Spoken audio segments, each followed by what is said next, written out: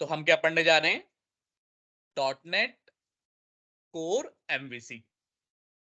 ये सब क्या चीज है, ये मैं लास्ट क्लास में बता चुका हूं कि .NET कोर क्या होता है, MVC क्या होता है। जिसने रिवाइज नहीं किया वो एक बार लास्ट क्लास रिवाइज कर लेना। लेकिन छोटे फॉर्म में दोबारा बता देता हूं कि ये एक वेब एप्लीकेशन बनाने के लिए, वेब एप्लीकेशन वो होती है जो ब्राउजर पे आप देख सकते हो। जैसे facebook.com एक वेब एप्लीकेशन है, amazon.com एक वेब एप्लीकेशन है, और विंडो एप्लीकेशन वो होती हैं जो आपके मशीन में इंस्टॉल होती हैं। जैसे MS वर्ड एक विंडो एप्लीकेशन है, एक्सेल एक विंडो एप्लीकेशन है। क्यों? क्योंकि आपको MS ऑफिस इंस्टॉल करना पड़ता है, तभी आप MS वर्ड, एक्सेल ये सब यूज कर पाते हो। तो .NET कोर MVC क्या बनाती है? ये वेब एप्लीकेशन बनाती है, ऐसी एप्लीकेशन जो ब्राउजर पे रन होगी। क्लियर है? कोई डाउट या दिक्कत इसमें? क्लियर है। ठीक है, अब बनाना शुरू करते हैं। बाकी इसकी थ्योरी में बता चुका हूं सब कुछ, तो आप लास्ट क्लास को दोबारा रिवाइज कर लेना। अब इसे हम प्रॉपर बना के देखेंगे। तो सबसे पहले कैसे बनाएंगे? आपको क्या करना है? सेम वही चीज, अपना ये विजुअल स्टूडियो खोलोगे, ओपन अ प्रोजेक्ट और सॉल्यूशन। ये नहीं करना क्योंकि आपने अभी प्रोजेक्ट बनाया ही नहीं है, तो ओपन कहां से करोगे? आपको क्या करना है? Create a new project. अब यहां पे जाओगे, पहले हम लोगों ने कंसोल ऐप बनाई थी। जितना भी हम काम कर रहे थे C# पे, क्लास बना रहे थे, मेथड बना रहे थे, जो भी बना रहे थे, वो एक कंसोल ऐप में बना रहे थे। जब रन करते थे तो हमें काली काली सी स्क्रीन दिखती थी। अब हमें कौन सी वेब एप्लीकेशन बनानी है? MVC। तो यहां पे MVC डालोगे। अब MVC में देखो अलग अलग आ रही है। एक आ रही है वेब API। वेब API आपको नहीं बनानी, आपको ASP.NET core web app MVC ये वाला लेना है, मॉडल व्यू कंट्रोलर। ये वाला प्रोजेक्ट सेलेक्ट करना है। और भी देखो, ये वाला भी है एक ASP.NET core web app model view controller. आप कहोगे दोनों में से, दोनों में डिफरेंस क्या है? तो डिफरेंस ये है कि ये जो हमने सेलेक्ट किया है वो C# लैंग्वेज यूज करता है, और ये वाला F#। तो F# तो हमने पढ़ा नहीं है, तो हम C# में बनाएंगे। तो ये आपको प्रोजेक्ट सेलेक्ट कर लेना है, नेक्स्ट करना है। अब अपने प्रोजेक्ट का नाम लिख देना है कोई भी। तो हम क्या लिखेंगे? IT एक्सपर्ट्स एरा सितंबर, सितंबर का वैसे ही, और एम्प्लॉय इंफॉर्मेशन। छोटा नाम भी लिख सकते हो, बड़ा नाम भी, एम्प्लॉय इन्फो इतना लिख देता हूं। जो भी आपको अपने प्रोजेक्ट का नाम लिखना है वो नाम लिख देना।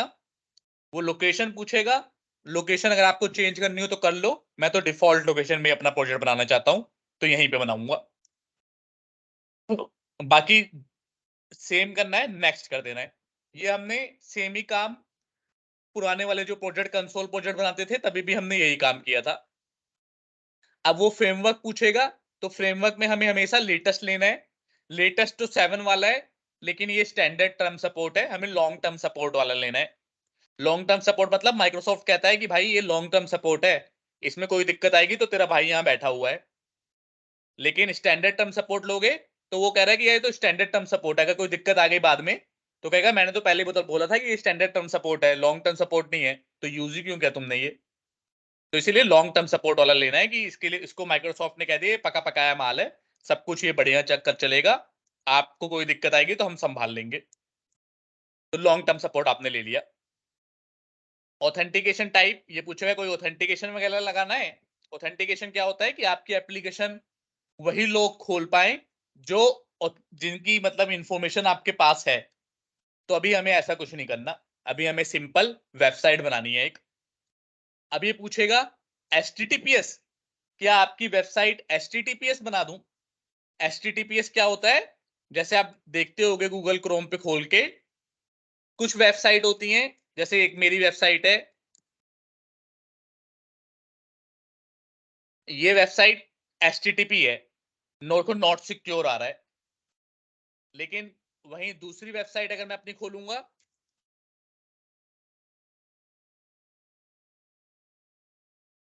या फिर IT एक्सपर्ट सर अपनी खोल लेते हैं, तो ये क्या है, ये सिक्योर्ड वेबसाइट है। इसे अगर ये क्लिक करके देखेंगे यहाँ पे डबल क्लिक, तो ये HTTPS के साथ चल रही है। तो HTTPS क्या कर देता है, वेबसाइट को और ज्यादा सिक्योरिटी प्रोवाइड करता है, जिससे कोई भी इंफॉर्मेशन आपकी चोरी ना हो पाए रास्ते में। तो ये हमसे पूछ रहा है कि भाई क्या HTTPS बनानी है। तो HTTPS एक्चुअली में सर्टिफिकेट होता है, आपको खरीदना पड़ता है। तो हम कहीं अभी खरीद तो नहीं रहे HTTPS। मतलब मैं ये आसान तरीके से बता रहा हूं कि आपको खरीदना पड़ता है, आप चाहो तो दूसरे तरीके से भी कर सकते हो, बट इन जनरल आप समझ लो कि HTTPS आपको खरीदना पड़ता है। तो अभी हम खरीद तो रहे नहीं, तो अभी हम कॉन्फ़िगर नहीं करेंगे HTTPS के लिए, हम नॉर्मल HTTP यूज करेंगे। अबे आप कंफ्यूज हो रहे होगे कि HTTP क्या है, HTTPS क्या है। तो मेरी लास्ट क्लास रिफर करना, जिसमें मैंने बताया हुआ है कि HTTP क्या होता है। एक प्रोटोकॉल है, एक तरीका है रिक्वेस्ट भेजने का सर्वर को। क्लियर है, कोई डाउट है? क्लियर है। बाकी कुछ भी चीज सिलेक्ट नहीं करना, बस क्रिएट पे क्लिक कर देना है। क्रिएट करोगे, आपका प्रोजेक्ट बना देगा वो मॉडल व्यू कंट्रोलर। MVC की फुल फॉर्म क्या है, मॉडल व्यू कंट्रोलर। अब आप चेक करो पहले प्रोजेक्ट में क्या क्या है। तो ये तो सॉल्यूशन का नाम है, आपको पता ही है, एक सॉल्यूशन के अंदर मल्टीपल प्रोजेक्ट हो सकते हैं। कंसोल एप्लीकेशन बनाते वक्त मैंने बताया था। फिलहाल एक ही प्रोजेक्ट है, ये आपके प्रोजेक्ट का नाम है। ये क्या है, कनेक्टेड सर्विसेज। कोई सर्विस इससे कनेक्ट करनी है, वो भी आपके काम की चीज नहीं है, जब कभी इसका इस्तेमाल करेंगे तो बताएंगे, हालांकि हमारे पूरे प्रोजेक्ट में भी इसकी जरूरत नहीं पड़ेगी। बट ये क्या होता है, कोई आपको थर्ड पार्टी सर्विसेज कनेक्ट करनी हो अपनी एप्लीकेशन से तो कर सकते हो यहां से। अब क्या है, डिपेंडेंसीज। ये डिपेंडेंसीज वही चीज है जो कंसोल एप्लीकेशन में थी, कि भाई कौन कौन सी ऐसी वेबसाइट, ऐसी बेसिकली फ्रेमवर्क की वेबसाइट है जो .NET, जो ये MVC सपोर्ट करता है या फिर MVC को चाहिए रन करने के लिए, वो सारे लिंक है यहाँ पे। तो ये फ्रेमवर्क की है। फ्रेमवर्क मतलब .NET वालों ने बना के दे रखी है हमें कि भाई, और इसका इस्तेमाल कौन करेगा, MVC अपने लिए करेगा रन करने के लिए एप्लीकेशन को। आपको शुरू से कोड नहीं लिखना, पूरा पूरा इसने फ्रेमवर्क ऑलरेडी बना के दे रखा है MVC ने, हमें उसके ऊपर से कोड रखना है। तो डिपेंडेंसीज के अंदर क्या होता है, वो सारी डिपेंडेंसीज होती हैं जो भी आपके प्रोजेक्ट को जरूरत है। फिलहाल सिर्फ फ्रेमवर्क की डिपेंडेंसीज हैं, आप चाहो तो एडिशनल डिपेंडेंसीज भी ऐड कर सकते हो।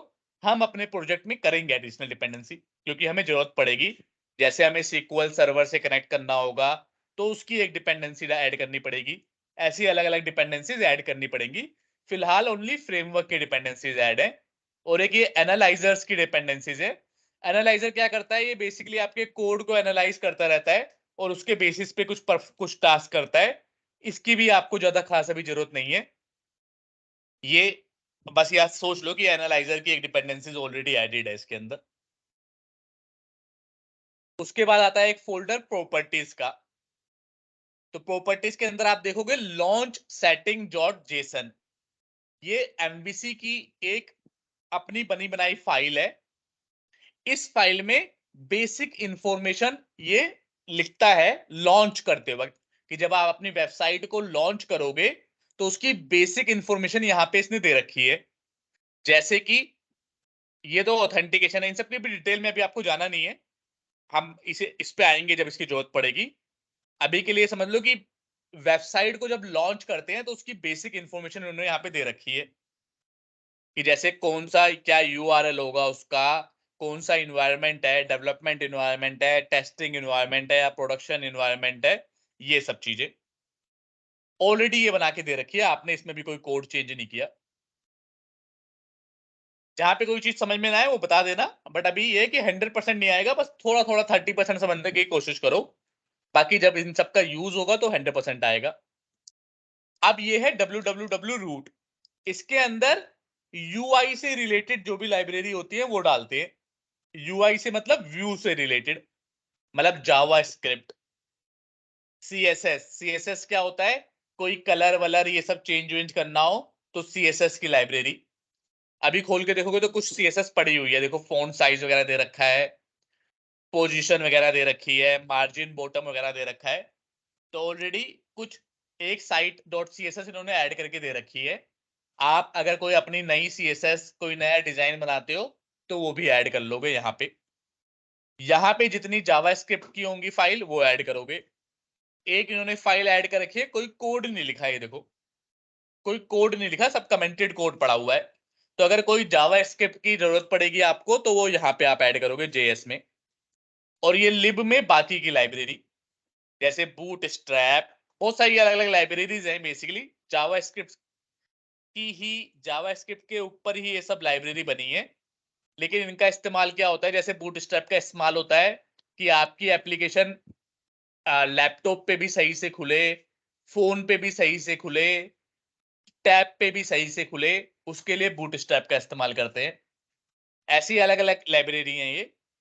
इनको जरूरत पड़ेगी या फिर ऐसी कोई नई लाइब्रेरी जरूरत पड़ेगी तो उसे लिब के अंदर ऐड करेंगे। बट डब्ल्यू रूट के अंदर वो सारी लाइब्रेरी ऐड करेंगे जो हमें फ्रंट एंड व्यू, व्यू मतलब जो दिखता है हमें, वो बनाने के लिए जरूरत पड़ेगी, उसको यहाँ पे ऐड करना है। उसके बाद कंट्रोलर।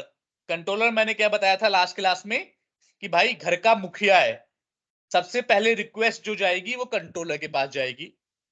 तो एक इन्होंने कंट्रोलर हमें बना के दे रखा है फ्री फंड में कि ये देखो भाई, एक कंट्रोलर में इसमें कुछ कोड वोड लिखे हुए हैं। अभी इस कोड को समझना नहीं है, अभी बस देख लो कि ये लिखा हुआ है। बेसिकली अगर हल्का सा देखोगे तो एक ये कोड देखो कि भाई इसमें क्या है, एक मेथड ही तो है ये। अब मैं कह रहा हूं कि ये एमवीसी में सारी चीजें जो आपने सीखी हैं वो सबका इस्तेमाल होगा, सबका मिला जुला के। अगर इसे देखोगे तो ये क्लास है, इस क्लास ने इनहेरिट किया है कंट्रोलर क्लास को। तो कोई सा भी कंट्रोलर, अभी तो ये बना बनाया कंट्रोलर कंट्रोलर कंट्रोलर है, आपको अपना कंट्रोलर बनाना पड़ेगा। तो कोई सा भी कंट्रोलर बनाओगे उसमें उस क्लास को कंट्रोलर क्लास से इनहेरिट करना जरूरी है, तभी वो कंट्रोलर माना जाएगा, अदरवाइज कंट्रोलर नहीं माना जाएगा। तो यहां पे देखो इन्होंने भी इनहेरिट किया हुआ है। उसके बाद क्या है, ये कंस्ट्रक्टर है। कंस्ट्रक्टर में देखो लॉगर बना रखा है। लॉगर मतलब क्या होता है, मैंने ट्राई कैच बताया था कि भाई कोई एरर आ जाए तो कैच कर सकते हैं उसे। तो लॉगर क्या करता है, उस एरर को लॉक कर देता है। कहां पे लॉक करता है, जहां पे भी आप चाहो, फाइल में चाहो तो फाइल में लॉक कर देगा। लॉक करने का मतलब लिख देता है वो एरर। अब ये मैथ एक पढ़ो, ये क्या है, ये एक मेथड है कंट्रोलर क्लास के अंदर। ये मेथड क्या कर रहा है, एक आई एक्शन रिजल्ट नाम की चीज को रिटर्न कर रहा है। और रिटर्न एक्चुअली में लेकिन व्यू कर रहा है। तो आप कहोगे तो गलत बात है, मेथड तो जिसको रिटर्न करना करता है, अगर इंटीजर यहाँ पे रिटर्न टाइप होता है तो इंटीजर रिटर्न करना चाहिए। व्यू क्यों रिटर्न कर रहा है, तो व्यू इसलिए रिटर्न कर रहा है क्योंकि भाई व्यू की पेरेंट क्लास है आई एक्शन रिजल्ट। तो अगर पेरेंट क्लास है तो पेरेंट क्लास के अंदर कोई सा भी चाइल्ड क्लास की चीज आप रिटर्न करा सकते हो। तो इसीलिए ये इस तरह से लिखा हुआ है। आई एक्शन रिजल्ट क्या है, एक डिफॉल्ट रिटर्न टाइप बना देते हैं इसमें कि भाई इसके अंदर फिर कुछ भी रिटर्न करा सकते हो, बहुत सारी चीजों का पेरेंट है ये। तो हम अभी के लिए व्यू करा रहे हैं, बट और कुछ भी करा सकते हो, जब रिक्वायरमेंट पड़ेगी तो हम करा के देखेंगे। फिलहाल के लिए आपको क्या समझना है, एक मेथड बनाया है इंडेक्स नाम का कंट्रोलर के अंदर, वो कुछ व्यू रिटर्न कर रहा है। अब कुछ इस तरह से मेथड वेथड बना हुआ है, अभी इतना समझ लो बस। बाद में भी समझ और समझेंगे डिटेल में, अभी के लिए समझ लो कुछ मेथड वेथड बना हुआ है इसके अंदर। एक क्लास है कंट्रोलर की, वो कंट्रोलर से इनहेरिट होगी तभी कंट्रोलर माना जाएगा, अदरवाइज कंट्रोलर नहीं माना जाएगा। वो कंट्रोलर क्या है, ये मेन मुखिया है घर का। हमेशा रिक्वेस्ट कंट्रोलर के पास आएगी, वो मॉडल के पास जाएगा। मॉडल में क्या पड़ा होता है, मैंने कहा था सिर्फ स्ट्रक्चर, स्ट्रक्चर पड़ा होता है। अभी दिखाऊंगा क्या कैसा स्ट्रक्चर होता है, लेकिन सिर्फ स्ट्रक्चर पड़ा होता है। क्या स्ट्रक्चर, जैसे मान लो एम्प्लॉय क्लास का मॉडल होगा तो एम्प्लॉय की आईडी, एम्प्लॉय का नाम, एम्प्लॉय का सिटी, एम्प्लॉय का स्टेट, एम्प्लॉय की सैलरी, ये सब पड़ा होगा खाली। प्रॉपर्टी, देखो ये सब प्रॉपर्टी तो है। गेट सेट एक प्रॉपर्टी होती है, ये भी एक प्रॉपर्टी है। अब उसके बाद क्या आता है, व्यू। अब व्यू और कंट्रोलर का देखो आपस में रिलेशन है। होम कंट्रोलर तो होम नाम का ही व्यू होगा, जिस नाम का कंट्रोलर बनाओगे उस नाम का एक फोल्डर बनेगा व्यू के अंदर। ये देखो, होम नाम का कंट्रोलर बनाया तो होम नाम का फोल्डर बनाए। अब जितने मेथड होंगे, ये तो मेथड है नहीं, ये तो कंस्ट्रक्टर है, जितने मेथड होंगे उतनी यहां पे HTML फाइल बनेगी। ये देखो, यहां पे एक इंडेक्स नाम का मेथड है तो इंडेक्स नाम की फाइल बनी हुई है, एक प्राइवेसी नाम का मेथड है तो एक प्राइवेसी नाम की फाइल बनी है, बाकी एक एरर नाम का मेथड है, एरर नाम की कोई फाइल नहीं बनी। क्यों नहीं बनी? क्योंकि ये सीधा व्यू, चलो इसकी डिटेल में बाद में इसकी डिटेल में बाद में आएंगे क्यों नहीं बनी। बट ये समझ लो कि जितने मेथड बनाएंगे उतनी उसी नाम की फाइल बनती है यहाँ पे। आपको क्या ऐसे ही क्यों होता है? तो उसका रीजन ये है कि एमवीसी ने एक इस तरह का स्ट्रक्चर दे रखा है कि भाई ऐसे ही बनाओ, जिससे कि मैं बाकी का सारा काम आपके लिए कर सकूं। अगर आपने कुछ चेंज वेंज कर दिया तो मुझे पता नहीं चलेगा कि कौन सा मेथड कॉल हुआ है, क्या हुआ, मैं फिर आपके लिए काम नहीं कर पाऊंगा। तो अगर आपको मेरे से काम करवाना है तो एक रूल दे रहा हूं मैं कि भाई कंट्रोलर क्लास में कंट्रोलर को इनहेरिट करो, जो मेथड बनाओगे उस मेथड का व्यू में, व्यू क्या होता है जो यूजर को दिखता है, यूआई जो होता है वो व्यू होता है। तो व्यू में आपको हमेशा सेम नाम से बनेगा, जो कंट्रोलर के मेथड होंगे व्यू उसी नाम से बनेगा। अगर आपको 5% भी समझ में आ रहा है तो ठीक है, अभी हम और समझेंगे डिटेल में। और एक होता है व्यू के अंदर शेयर्ड फोल्डर, ये सबके लिए यूज होता है। जितने भी मान लो 10 कंट्रोलर होंगे तो 10 फोल्डर बनेंगे, और एक शेयर्ड होगा, वो 10 के 10 यूज कर सकते हैं। बाकी व्यू इंपोर्ट और व्यू स्टार्ट जब आएगा इनका काम तो बताऊंगा। अब एक होता है ऐप सेटिंग डॉट जेसन। तो ये क्या है, इसमें सारी अपनी एप्लीकेशन से रिलेटेड जो सेटिंग करोगे वो लिखोगे। जैसे ये देखो, इन्होंने लॉगिंग, मैंने कहा था ना लॉग करेंगे, तो इन्होंने लॉगिंग की इंफॉर्मेशन लिख रखी है यहाँ पे। कल को हम डाटाबेस से कनेक्ट करेंगे तो कनेक्शन स्ट्रिंग यहाँ पे लिखेंगे, और जो भी कोई रिलेटेड सेटिंग करनी होगी वो सेटिंग हम यहाँ पे लिखेंगे, एप्लीकेशन से रिलेटेड कोई सेटिंग। कैसी कैसी सेटिंग होंगी वो सब अभी जब आएगा तो समझ में आएगा। बट ये समझ लो एक ये फाइल दे रखी है कि जहां पे कुछ एडिशनल सेटिंग करनी होगी तो यहाँ पे कर लेना भाई। अब उसके बाद क्या है, program dot C S. Program dot C S क्या होता है, ये एंट्री पॉइंट होता है। कोई पूछेगा एमवीसी में तो ASP.NET कोर में एंट्री पॉइंट क्या होता है, कौन से एप्लीकेशन क्या कॉल होता है कि उससे एमवीसी की एप्लीकेशन स्टार्ट होती है, तो हमेशा प्रोग्राम डॉट सी एस होता है वो। इवन कंसोल एप्लीकेशन में भी कौन सी फाइल एग्जीक्यूट होती है, कैसे डॉटनेट को पता चलता है कि भाई कौन सी फाइल एग्जीक्यूट करूं, तो हमेशा program dot C S file ही एंट्री पॉइंट होती है, याद रखना। इसमें कुछ कुछ कोड लिखा हुआ है। बेसिकली ये सब कोड जो है वो एमवीसी का स्ट्रक्चर, एमवीसी की जिससे मेरी ये एप्लीकेशन एमवीसी को सपोर्ट कर पाए उसके लिए कोड लिखा हुआ है। अभी कोड समझने की जरूरत नहीं है, जब इनका काम आएगा तो समझाऊंगा।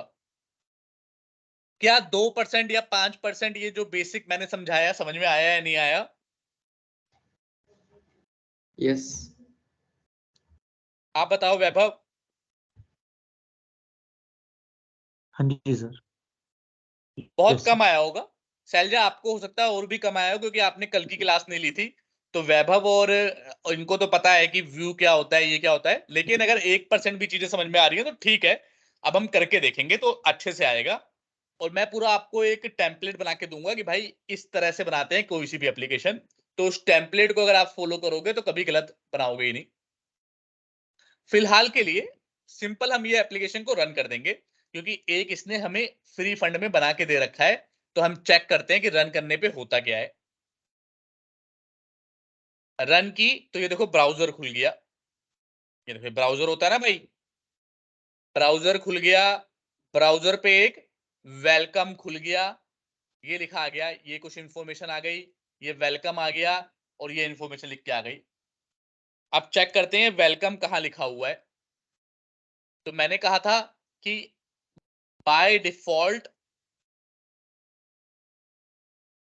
एक ही कंट्रोलर अभी तो बाय डिफॉल्ट होम कंट्रोलर खुलेगा। अब ये पता कैसे चलता है कि मैंने जब ये डाला तो कौन सा कंट्रोलर खुलेगा?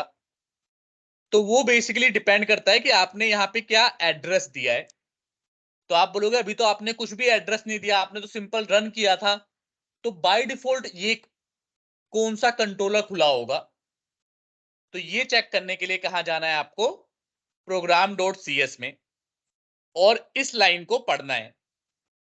यहां पे बेसिकली आपका रूट जो होता है वो मैप किया होता है। रूट मतलब जो यूआरएल आप दोगे वही वाला कंट्रोलर, वही वाला व्यू खुलेगा। अभी समझ में आएगा जब मैं दूंगा तो। लेकिन क्या लिखा हुआ है देखो, app dot map controller route, कि भाई तू रूट को मैप कर। और डिफॉल्ट रूट क्या होगा? अगर कोई भी रूट नहीं दिया तो उसका पैटर्न क्या, ये नाम है डिफॉल्ट, और पैटर्न क्या होगा? कंट्रोलर। कि तुझे यहां पे कुछ कंट्रोलर का नाम देना है, कोई कंट्रोलर ये ऐसे मुझे देना है कोई भी पेज खोलने के लिए। फिर कोई एक्शन, एक्शन क्या होता है? मेथड। फिर किसी मेथड का नाम देना है। कोई भी पेज ऐसे ही खुलेगा। ये लिखा हुआ है इसने कि भाई ये रूट है। क्या रूट है? उसका पैटर्न ऐसे होगा। रूट मतलब जो हम यहाँ पे पास करेंगे यूआरएल में, वो उसका मतलब होता है रूट। रूट मतलब जो यूआरएल में पास करेंगे, जो यूआरएल में पास करते हैं उसे क्या बोलते हैं? रूट। तो उसने कहा है डिफॉल्ट रूट क्या है, कि भाई तू कोई कंट्रोलर पास कर, स्लैश डाल के एक एक्शन, एक्शन मतलब मेथड। जो ये कंट्रोलर का ये मेथड है इंडेक्स प्राइवेसी, ये एक एक्शन है। तो इसने बोला हुआ है कि ये एक मेथड पास कर, और फिर आईडी के आगे क्वेश्चन मार्क लगा रखा है। फिर कोई आईडी या तो पास कर, या फिर क्वेश्चन मार्क का मतलब क्या होता है? करना है तो कर, नहीं है तो मत कर। आपके ऊपर है। क्वेश्चन मार्क का मतलब है इट्स डिपेंड, आपके ऊपर है, आपको करो या नहीं करना तो मत करो। बट ये दोनों तो मैंडेटरी पास करना होगा। तो आप कहोगे कि बाय डिफॉल्ट तो आपने खोला तो कुछ भी पास ही नहीं किया, तो ये कैसे खुल गया भाई? तो देखो इसने बोला हुआ है कि बाय डिफॉल्ट तुझे कंट्रोलर पास करना होगा, लेकिन अगर तूने नहीं किया तो मैं कंट्रोलर को ऑटोमेटिकली होम ले लूंगा। और अगर एक्शन भी पास नहीं किया तो मैं ऑटोमेटिकली इंडेक्स ले लूंगा। तो इसने क्या किया? होम कंट्रोलर का इंडेक्स मेथड कॉल किया होगा बाय डिफॉल्ट, क्योंकि हमने तो कुछ पास नहीं किया। तो होम कंट्रोलर का ये वाला मेथड कॉल हुआ होगा। अब इस मेथड में क्या लिखा हुआ है? इसने कुछ भी काम नहीं किया, सिंपल एक व्यू को रिटर्न कर दिया। तो चेक करते हैं इसका व्यू कहां है। इसका व्यू मैंने बताया था, जिस भी कंट्रोलर का नाम होगा, होम कंट्रोलर तो आगे लिखना ही लिखना है, तो नाम सिर्फ इसका होम है। कंट्रोलर तो आगे सब कंट्रोलर, जितने भी कंट्रोलर बनाओगे सबके आगे कंट्रोलर लिखना है, लेकिन इसका नाम होम है। तो होम नाम से व्यू के अंदर एक फोल्डर बनेगा। बन गया फोल्डर, ऑटोमेटिकली इसने बना के दे दिया था हमें। अब उस फोल्डर के अंदर जोन सा मेथड होगा वो वाला व्यू रिटर्न किया है इसने। तो ये व्यू यहाँ पे इंडेक्स वाला, क्यों? क्योंकि भाई program.cs में लिखा हुआ है ना कि अगर तुमने कंट्रोलर पास नहीं किया तो मैं होम ले लूंगा, एक्शन मतलब मेथड पास नहीं किया तो मैं अपने आप इंडेक्स ले लूंगा, और आईडी तो वो टेम्पररी है, मतलब पास करना है तो करो, नहीं करना तो मत करो, नॉन मैंडेटरी है। तो इसीलिए होम और इंडेक्स पे गया, तो उसने होम कंट्रोलर के इंडेक्स मेथड को कॉल किया, और इस मेथड पे लिखा हुआ है कि भाई व्यू रिटर्न कर दे। तो अब एमवीसी बोलेगा कौन सा व्यू? तो कहेगा अच्छा, मेरे व्यू के अंदर जो मैंने फोल्डर बनाया हुआ है अपने कंट्रोलर के, उसमें व्यू ढूंढो, और अगर आपको इंडेक्स नाम का व्यू मिल जाए तो उस व्यू को रिटर्न कर दो। और अगर इस व्यू में आप देखोगे तो ये HTML का कोड लिखा हुआ है। मैंने आपको HTML पढ़ने के लिए दिया था, अगर आपने HTML पढ़ा होगा तो आपको पता है div के अंदर H1 में लिखा हुआ है वेलकम। H1 मतलब क्या होता है? हेडिंग 1 थोड़ा बड़ा बड़ा दिखता है, तो ये इसीलिए यहाँ पे वेलकम दिख गया हमें। नीचे लिखा हुआ है लर्न अबाउट, यहाँ पे लर्न अबाउट दिख गया हमें। और ए क्या होता है? एंकर टैग होता है। एंकर टैग का मतलब क्या होता है? यूआरएल। अगर आपने HTML पढ़ा होगा तो ये आपको समझ में आ रहा होगा। अगर आपने नहीं पढ़ा कोई दिक्कत नहीं है, आपको भरपूर टाइम मिलेगा, दोबारा जाके रिवाइज करो और पढ़ना। लेकिन इस पेज पे जो लिखा हुआ है वही यहाँ पे प्रिंट हो गया। क्यों प्रिंट हुआ? क्योंकि प्रोग्राम डॉट सी एस में लिखा हुआ है डिफॉल्ट पैटर्न रूट का क्या होगा, कंट्रोलर देना होगा, एक्शन देना होगा, और आईडी आपका मन है देना है तो दो वरना मत दो। और अगर आप कंट्रोलर एक्शन नहीं दोगे तो मैं अपने आप होम और इंडेक्स ले लूंगा। तो होम और इंडेक्स में मैंने देखा, होम और इंडेक्स में इट सिंपल रिटर्न व्यू हो रहा है और कुछ नहीं हो रहा, तो मैं व्यू के अंदर, होम के अंदर इंडेक्स पे गया, वहां पे जो लिखा होगा वही वाला व्यू रिटर्न हो गया और वो व्यू हमें दिख गया। क्या ये बात आपको समझ में आई या नहीं आई? क्लियर है पूरा। वैभव आप बताओ। क्लियर है सर। तैलजा आप बताओ। सर थोड़ा थोड़ा क्लियर है। ठीक है, आप पुरानी क्लास दोबारा से रिवाइज करना, लेकिन अभी जो मैंने बताया वो एक्चुअली पुरानी क्लास से रिलेटेड नहीं है, सिंपल है। मतलब मैंने इतना ही बताया है खाली कि भाई यहां पे जो रूट डालोगे उस हिसाब से आपका कंट्रोलर कॉल होगा। सबसे पहले कंट्रोलर कॉल होगा, मतलब सबसे पहले तो अगर पूछें कि कंट्रोलर कॉल होता है या प्रोग्राम डॉट सी एस, तो आंसर है भाई एप्लीकेशन स्टार्ट करोगे तो सबसे पहले प्रोग्राम डॉट सी एस ही कॉल होगा, लेकिन एमवीसी में सबसे पहले कंट्रोलर कॉल होगा। अब कौन सा कंट्रोलर कॉल होगा ये कैसे पता चलेगा? तो उसने बोला है कि जोन सा आप डालोगे वही वाला कंट्रोलर कॉल होगा। अगर मैं यहाँ पे ऑटोमेटिकली देखो होम कंट्रोलर डाल दूं और बोलूं इंडेक्स वाला कॉल कर, तो ये देखो अब फिर भी वही कॉल हो रहा है। क्यों हो रहा है? क्योंकि इसने प्रोग्राम डॉट सी एस में बोला है कि भाई होम और इंडेक्स में कॉल कर दूंगा तो कुछ भी नहीं देगा, तो और शुरुआत में बाय डिफॉल्ट तो कुछ भी नहीं दिया था, तो उसने वही कॉल किया था। तो अगर मैं दे भी दूं वही वाला तो भी कोई डिफरेंस नहीं होगा, क्योंकि उसने तो फिर भी वही लेके कॉल किया है। तो ये यूआरएल और ये यूआरएल एक ही बात है। क्यों? क्योंकि बाय डिफॉल्ट भी यही कॉल करेगा, और अगर आपने दे भी दिया कंट्रोलर और इंडेक्स तो भी यही कॉल होगा। हाँ, अगर आपने चेंज कर दिया, प्राइवेसी वाला दे दिया, तो अब प्राइवेसी वाला कॉल हो जाएगा। ये देखो अब प्राइवेसी वाला कॉल हुआ। अब प्राइवेसी में देखो क्या लिखा हुआ है कोड, होम कंट्रोलर में जाओ, प्राइवेसी में ये भी रिटर्न व्यू कर रहा है, कुछ काम नहीं कर रहा। तो रिटर्न व्यू में जाओ, व्यू में देखो होम में प्राइवेसी नाम का बना हुआ है, तो ये देखो यहाँ पे क्या लिखा हुआ है, HTML है ये। अगर आपने HTML भूल गए हो या रिवाइज कभी पढ़ा ही नहीं, तो मैंने आपको ऑलरेडी आपके ग्रुप में एक लिंक शेयर कर रखा है, उससे HTML दोबारा पढ़ना और वहां पे देखना है। अब यहाँ पे जो लिखा हुआ है वही यहाँ पे लेटा आ रहा है, लिखा हुआ आ रहा है। तो जो यूआरएल आप डालोगे वाला कंट्रोलर का वही वाला मेथड कॉल होगा, और उसमें जो भी लिखा होगा, फिलहाल इन्होंने लिखा है कुछ मत कर, सिंपल ये व्यू रिटर्न कर दे, तो इसीलिए वो उसी नाम वाला व्यू रिटर्न करेगा और कोई दूसरा व्यू नहीं करेगा। वो ढूंढेगा, अगर मान लो इसे मैं चेंज कर देता हूं ना, अभी मान लो मैंने ये प्राइवेसी वाला व्यू को चेंज कर दिया नाम, ये बेसिक चीज समझ में आना जरूरी है तभी आगे का समझ में आएगा। ये मैंने चेंज कर दिया नाम, अब देखना, अब वो भोकला जाएगा, कहेगा अबे झूठ बोलता है, कहेगा प्राइवेसी वाला मैं कॉल तो करूंगा, वो ढूंढेगा कि प्राइवेसी नाम का कोई व्यू है, हमने तो चेंज कर दिया है तो उसे मिलेगा ही नहीं। कहां से मिल गया?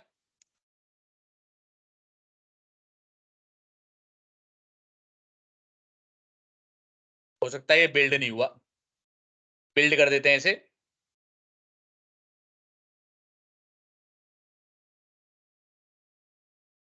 अब देखना क्या होगा, हमने नाम चेंज कर दिया प्राइवेसी का, तो अब इसे प्राइवेसी वाला नहीं मिलना चाहिए। ये देखो, ये समझ ही नहीं पाया, कह रहा अरे भाई मैं द व्यू देखो यहाँ पे क्या लिखा है, invalid operation exception, the view privacy was not found, the following location was searched. कौन कौन सी लोकेशन सर्च हुई? एक तो अपने वाले व्यू वाली होती है, होम वाले के अंदर उसने प्राइवेसी को ढूंढा, उसे मिला ही नहीं। अगर अपने वाले फोल्डर में नहीं ढूंढता तो वो शेयर्ड वाले में भी ढूंढता है, क्योंकि शेयर्ड तो सबका शेयर्ड है ना, मैंने कहा था शेयर्ड सबके लिए यूज होता है। तो उसने दो जगह ढूंढा, उसे कहीं पे भी प्राइवेसी नाम का मिला ही नहीं व्यू। क्यों नहीं मिला? क्योंकि हमने चेंज कर दिया था, इसीलिए वो बेचारा पागल हो गया और उसने एरर दे दी कि मुझे मिला ही नहीं। समझ में आ रही है बात या नहीं आ रही? यस आ रही। लेकिन यहीं पे अगर मैं, शैलजा आप भी समझने की कोशिश करो, ये मत समझना कि लास्ट क्लास आपने नहीं पढ़ी तो समझ नहीं पाओगे, कोशिश करोगे तो अभी समझ में आएगा।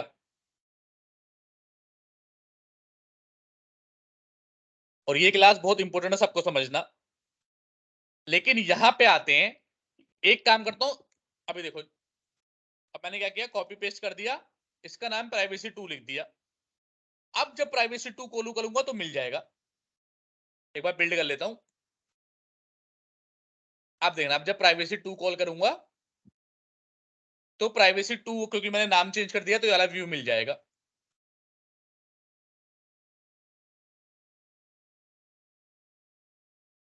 ये देखो मिल गया।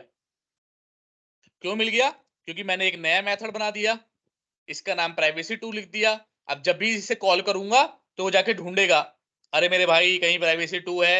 एक तो होम वाले में ढूंढता है, अपने वाले अभी एक ही है तो आपको लग रहा होगा अपना क्या होता है, ये तो एक ही तो है। पर यहाँ पे सोचो जब 10 15 20 कंट्रोलर बन जाएंगे तो यहाँ पे 10 15 20 फोल्डर होंगे। तो एक तो वो अपने वाले में ढूंढेगा और एक शेयर्ड वाले में। शेयर्ड सबके लिए शेयर्ड होता है। क्लियर? कोई डाउट? क्लियर है भैया। ठीक है। अब चलो, अब अभी तक तो हमने इसको समझ लिया, एक हमने बना के भी देख लिया, ये भी देख लिया कि भाई अगर गलत नाम दे दूंगा तो वो कॉल नहीं होगा। और कहां से कॉल हो रहा है, आपसे पूछेगा कोई तो आप बता दोगे प्रोग्राम डॉट सी एस में डिफाइन होता है रूट, कि भाई डिफॉल्ट रूट क्या होगा। अगर मैं इसे चेंज कर दूं ना, भी आपके ऊपर, आप चेंज भी कर सकते हो, इसमें घबराने वाली बात नहीं है। ये देखो, ये वैसे हर एप्लीकेशन में यही मिलेगा जो यहाँ पे बाय डिफॉल्ट डिफाइन है। लेकिन अगर मैं उल्टा कर देता हूं, ये देखो, ये कर दिया मैंने, उल्टा कर दिया। अब क्या है, अब मुझे पहले मेथड का नाम देना पड़ेगा, बाद में होम कंट्रोलर का नाम देना पड़ेगा। अब देखो, अगर मैं अब डालता हूं होम प्राइवेसी तो वो फिर भड़क जाएगा, कहेगा भाई प्राइवेसी नाम का तो कोई कंट्रोलर ही नहीं है, उसके अंदर होम नाम का मेथड ही नहीं है। क्यों? क्योंकि मैंने क्या बोल दिया कि भाई अब जो पैटर्न होगा ना उसमें पहले मेथड का नाम दे, बाद में कंट्रोलर का नाम दे। तो अब देखना भी एरर देगा। ये देखो, कह रहा है भाई कोई पेज वेज नहीं मिल रहा मुझे, ये पे प्राइवेसी नाम का तो कोई पेज है ही नहीं। लेकिन यही अभी उल्टा कर दिया, हालांकि प्राइवेसी नाम का तो फिर भी नहीं मिलेगा क्योंकि प्राइवेसी 2 है वो। लेकिन अब यही उल्टा कर दिया, देखो खुल गया। समझ में आ रहा है कहां से राउटिंग मैच हो रही है? यहां से। लेकिन इसको कभी भी चेंज करते नहीं है, 99.9% एप्लीकेशन में यही पैटर्न जो सिंपल सेम ही रहता है, यही वाला पैटर्न मिलेगा आपको। कुछ एक कंपनियां सिक्योरिटी देखने के लिए थोड़ा सा चेंज कर देती हैं, बट अभी आपको चेंज में चक्कर में नहीं पड़ना, जो यहाँ पे पाथ है वही है। लेकिन आपको पता है कि चेंज कर सकते हैं, कोई इंटरव्यू में पूछे तो आप बता पाओगे कि हाँ भाई अगर चेंज कर देंगे तो वो वाला पैटर्न चलेगा। क्लियर है? कोई डाउट? क्लियर है। चलो, ये सब तो हो गई भाई इनके बने बनाए चीजों की बात। लेकिन हमें इनका बना बनाया थोड़ा ना यूज करना है, हमें तो अपना बनाना है नया। तो अब हम बनाने जा रहे हैं अपना नया कंट्रोलर, अपना नया, बेसिकली ये पूरा फ्लो बनाएंगे, पूरा का पूरा flow, MVC current operation, step by चलेंगे। कोई सी भी एप्लीकेशन, अच्छा एक चीज और दिखा देता हूं पहले से बनाने से। देखो जो मैं बोल रहा था झूठ नहीं बोल रहा था। अगर आप डिबगर लगा के हर काम मैंने बताया था डिबगर लगा के देखना है, मैंने कहा है कि डिबगर लगा के देखोगे तो भी समझ में भी आ जाएगा। होम और इंडेक्स कॉल करूंगा तो ये देखो इस डिबगर पे आ गया।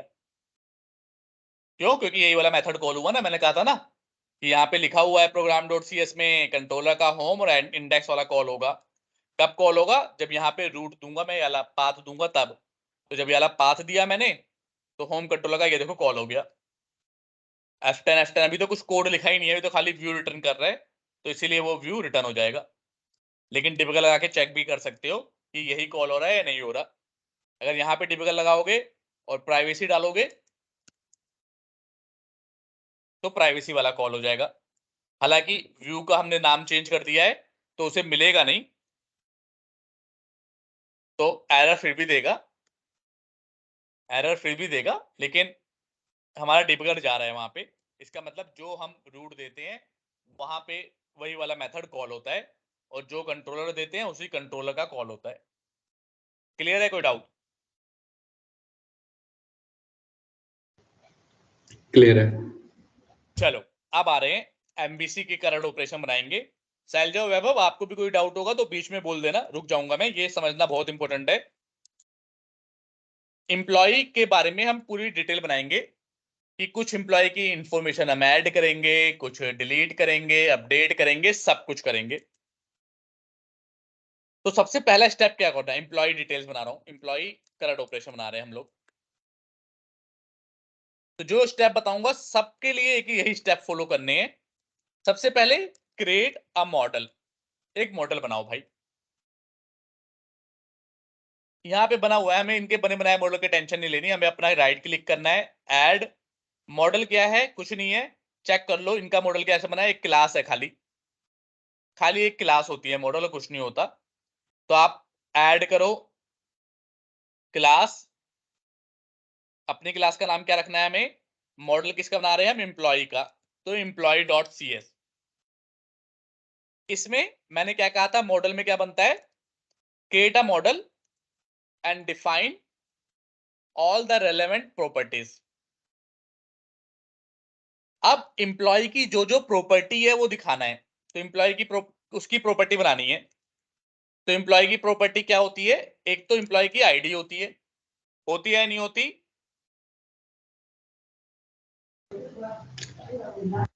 एम्प्लॉय का नाम होता है, ये सब एम्प्लॉय की प्रॉपर्टी है। हम एम्प्लॉय के बारे में बना रहे हैं तो उसकी प्रॉपर्टी, स्टूडेंट के बारे में बनाएंगे तो स्टूडेंट की प्रॉपर्टी। अभी हम एम्प्लॉय के बारे में बात कर रहे हैं। तो एम्प्लॉय आईडी, नेम, प्रॉपर्टी बना रहे हैं, मेथड नहीं प्रॉपर्टी बना रहे हैं। प्रॉपर्टी ऐसी बनती है, get set int salary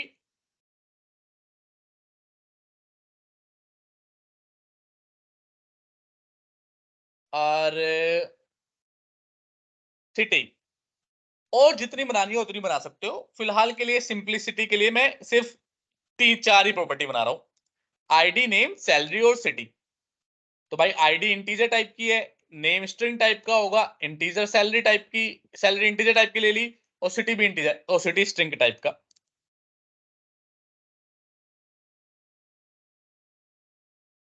string.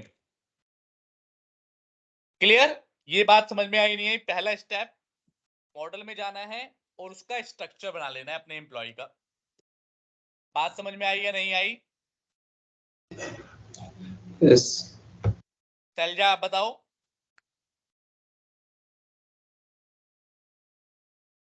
Unmute होकर बोलो अगर सुन सकते हो तो। Yes sir. ठीक है, ये तो बड़ा सिंपल स्टेप है। मान लो अगर स्टूडेंट के बारे में बनाना होता तो क्या लिखते? स्टूडेंट होता मॉडल का नाम, और आईडी स्टूडेंट की भी आईडी होती है, आईडी बोलो या रोल नंबर बोलो, उसका नाम होता, उसकी क्लास होती, और कुछ भी प्रॉपर्टी जो आपको देनी होती दे सकते थे, बट ये 3 प्रॉपर्टी तो होती। अगर कंपनी के बारे में बनाते तो कंपनी की आईडी, कंपनी का नाम, कंपनी का सिटी, कंपनी की स्टेट, ये सब होता। बना पाओगे या नहीं बना पाओगे मॉडल? यस, बना लेंगे। बना लोगे तो आपको नेक्स्ट स्टेप पे मूव होना है। नेक्स्ट स्टेप क्या है भाई? एक रिपोजिटरी पैटर्न बनाओ। अब आई एक नई चीज, रिपोजिटरी पैटर्न क्या होता है? डिजाइन पैटर्न है कि डिजाइन पैटर्न्स। तो अब आप कहोगे डिजाइन पैटर्न्स क्या होते हैं? अब जब डिजाइन पैटर्न को समझ लो कि एक ये रूल्स हैं बेसिकली।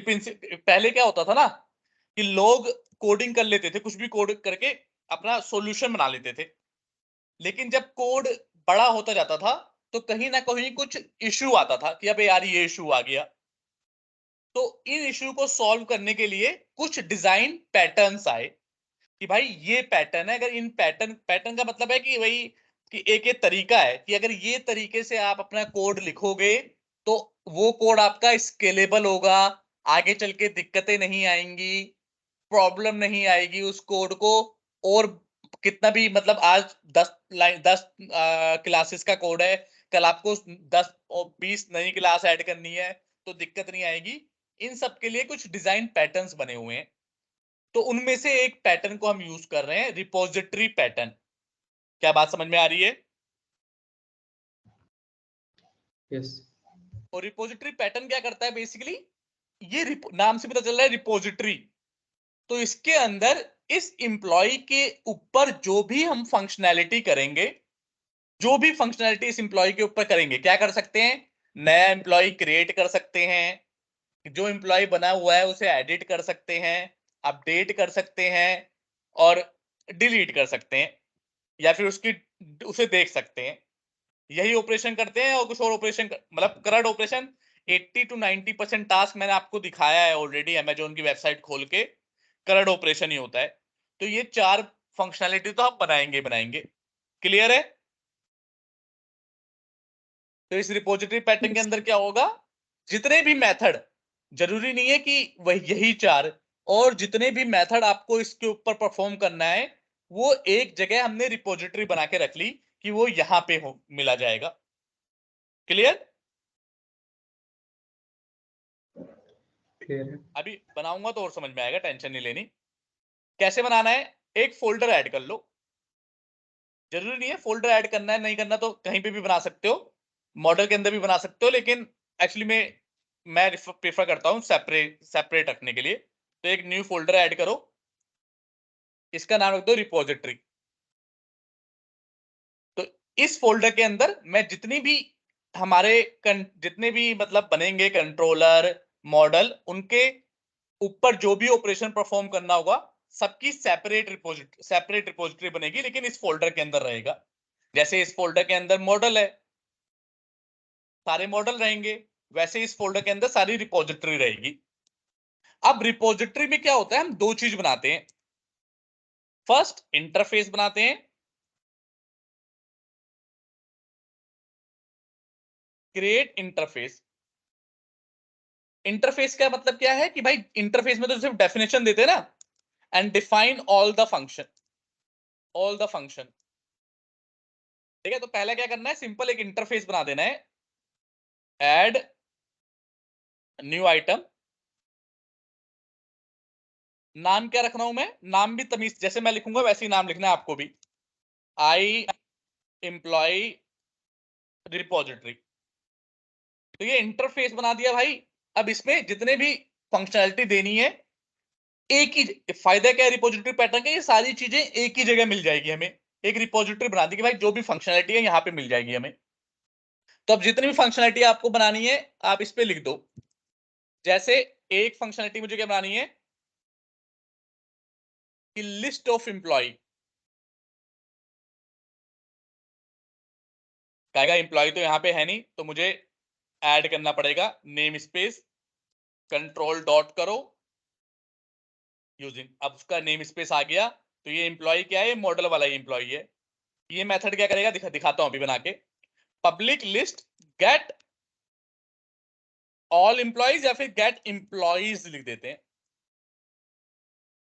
ठीक है, तो एक मेथड बनाया मैंने, ये क्या करेगा, जितने भी एम्प्लॉयज मेरे डाटाबेस में पड़े होंगे उन सबको रिटर्न कर देगा।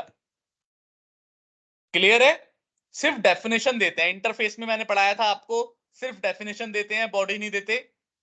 तो यहां पे सिर्फ डेफिनेशन दे रहा हूं। इस मेथड का क्या काम है कि जितने भी आपके एम्प्लॉयज पड़े हुए हैं वो रिटर्न कर दे इन अ लिस्ट फॉर्म में। बात क्लियर है? कोई डाउट है? क्लियर है भैया। आप बताओ वैभव, इंटरफेस पढ़ा था, इंटरफेस में था ना कि सिर्फ डेफिनेशन देते हैं, बॉडी नहीं देते। Yes sir. अनम्यूट होकर बताओ। ठीक है ठीक है, अगर समझ गए तो ठीक है। अब एक और मेथड बनता है इसमें कि भाई कभी कभी ऐसी जरूरत पड़ेगी कि सारे इंप्लॉय नहीं चाहिए, कोई एक इंप्लॉय चाहिए। तो उसके लिए क्या, एक इंप्लॉय गेट इंप्लॉय। अब वो इंप्लॉय किसके बेसिस पे चाहिए, बाय आईडी।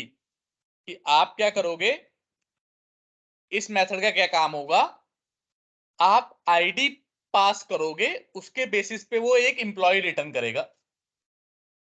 क्लियर है, कोई डाउट है? ये मेथड क्या करेगा, देखो कोई बॉडी नहीं दी, बॉडी अभी दूंगा सर, घबराना मत। अभी के लिए समझो कि मेथड करना क्या चाहता हूं मैं, कि मैं आईडी के बेस पे एक एम्प्लॉय रिटर्न करूंगा। तो जो भी आईडी पास करोगे, मान लो 3, इसमें 5 एम्प्लॉय पड़े हैं, इसने 3 पास किया, तो 3 आईडी वाला एम्प्लॉय की इंफॉर्मेशन पास रिटर्न कर दूंगा, जिसकी आईडी 3 होगी। क्लियर है, कोई डाउट है?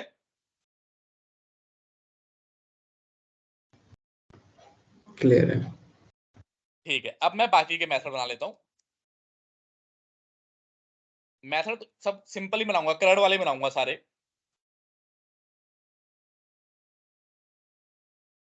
अब एक बना रहा हूं अपडेट एम्प्लॉय, ये भी आईडी लेगा, उस आईडी के बेस पे आईडी नहीं लेगा ये, क्योंकि उस पूरे के पूरे एम्प्लॉय को अपडेट करना है, तो ये पूरा एम्प्लॉय लेगा।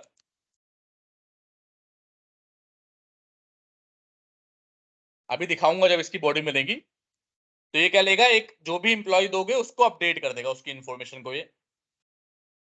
और रिटर्न क्या करेगा, कुछ भी रिटर्न नहीं करेगा, वॉइड रिटर्न करेगा ना, क्योंकि अपडेट में कोई रिटर्न थोड़ा ना करता है कुछ।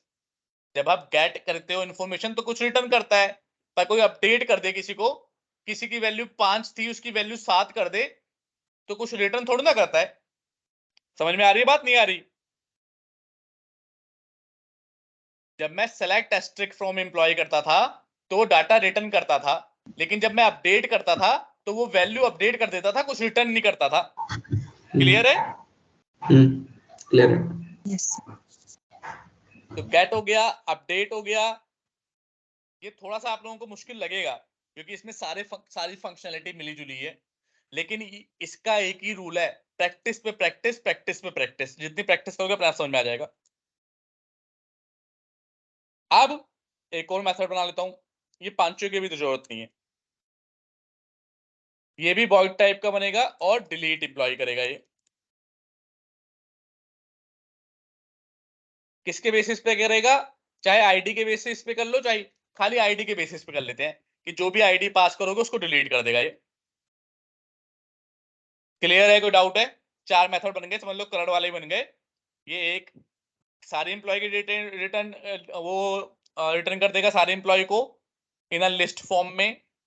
ये सिंगल एम्प्लॉय रिटर्न करेगा, जो भी आईडी पास करोगे उसकी वैल्यू रिटर्न कर देगा। ये क्या करेगा, अपडेट कर देगा, जो भी एम्प्लॉय पास करोगे उसको ढूंढेगा पहले आईडी के बेस पे, भाई कौन सा एम्प्लॉय है, फिर उसको अपडेट कर देगा। और डिलीट क्या करेगा, जो भी आईडी दोगे उसको डिलीट कर देगा। तो अपडेट और डिलीट तो कुछ रिटर्न नहीं कर रहे, लेकिन ये दोनों मेथड कुछ रिटर्न कर रहे हैं। क्लियर है, कोई डाउट?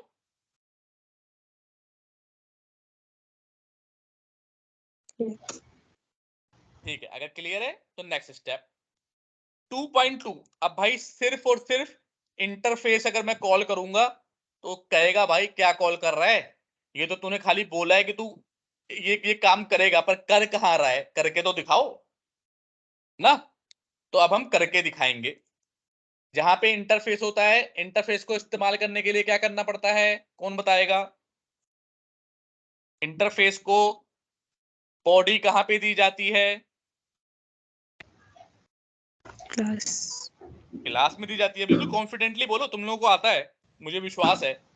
क्लास में दी जाती है, तो हम क्या बनाएंगे, क्लास बनाएंगे। Create repository class. अब क्लास कैसे बनेगी, राइट क्लिक करेंगे, ऐड करेंगे, क्लास बनाएंगे। क्लास का नाम क्या होगा, एम्प्लॉय, वही आई हट जाएगा बस, एम्प्लॉय रिपोजिटरी। आ गई मेरी क्लास। ये क्लास क्या करेगी, इनहेरिट करेगी। इनहेरिट करेगी तभी तो बॉडी दे पाएंगे हम उसकी। बात सही है, गलत है? यस। अब मैंने बताया था कंट्रोल डॉट करोगे, इंप्लीमेंट इम्प्लीमेंट। इंटरफेस कर दोगे, सब अपने आप आ जाएगा इंटरफेस। पर सब में भी एक्सेप्शन एक्सेप्शन बना सब देता है सारे मेथड, लेकिन सब में एक्सेप्शन एक्सेप्शन ऐसे दिखा देता है। बॉडी अभी हम देंगे उसकी, क्योंकि इसने बॉडी बनाई नहीं।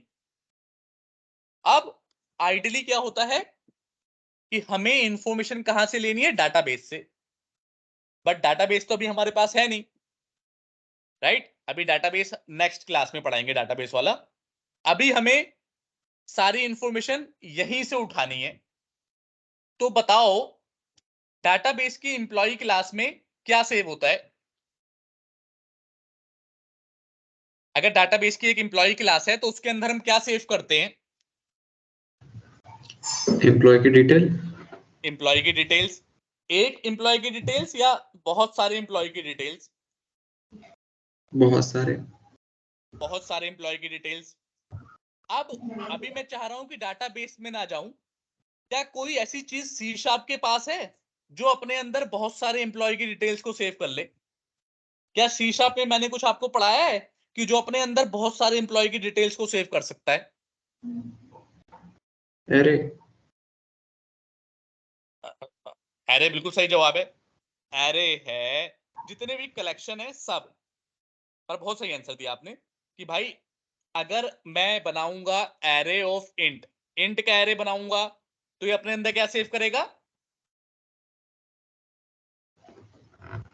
Integer type value. बहुत सारे इंटीजर टाइप की वैल्यू सेव करेगा। लेकिन अगर मैंने एम्प्लॉय का एरे बना दिया तो अपने अंदर क्या सेव करेगा? बहुत सारे एम्प्लॉय को, राइट? एम्प्लॉय बना तो बहुत सारे एम्प्लॉय को करेगा ना। आप कहोगे बहुत सारे एम्प्लॉय कैसे आएंगे? तो जितने ऑब्जेक्ट बनाओगे उतने एम्प्लॉय बन जाएंगे। तो एम्प्लॉय क्लास के जितने ऑब्जेक्ट बनाओगे उतने एम्प्लॉय बन जाएंगे। बात सही है गलत है? अगर मुझे इसका एक ऑब्जेक्ट बनाना होगा तो कैसे बनाऊंगा? ऐसे तो बनाऊंगा ना, employ obj equal to new employ, फिर ओबीजे डॉट आईडी की वैल्यू दूंगा इक्वल टू 1, फिर सारी सबकी वैल्यू दूंगा 1 2। तो ये क्या कहलाएगा? ये एक एम्प्लॉय कहलाएगा। इसको डाल दूंगा इस एरे में, इस एरे में। ऐसे ही दूसरा एम्प्लॉय बनाऊंगा, वो भी जितने भी बनाना चाहो, मल्टीपल एम्प्लॉय टाइप का एरे बनाऊंगा तो ये अपने अंदर क्या स्टोर करेगा?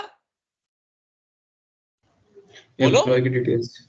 एम्प्लॉय की डिटेल्स, एम्प्लॉय के ऑब्जेक्ट, बेसिकली एम्प्लॉय के हम्म। ऑब्जेक्ट। क्योंकि एक क्लास का एक ऑब्जेक्ट जब बनाऊंगा तो वो एक एम्प्लॉय को रिप्रेजेंट करेगा।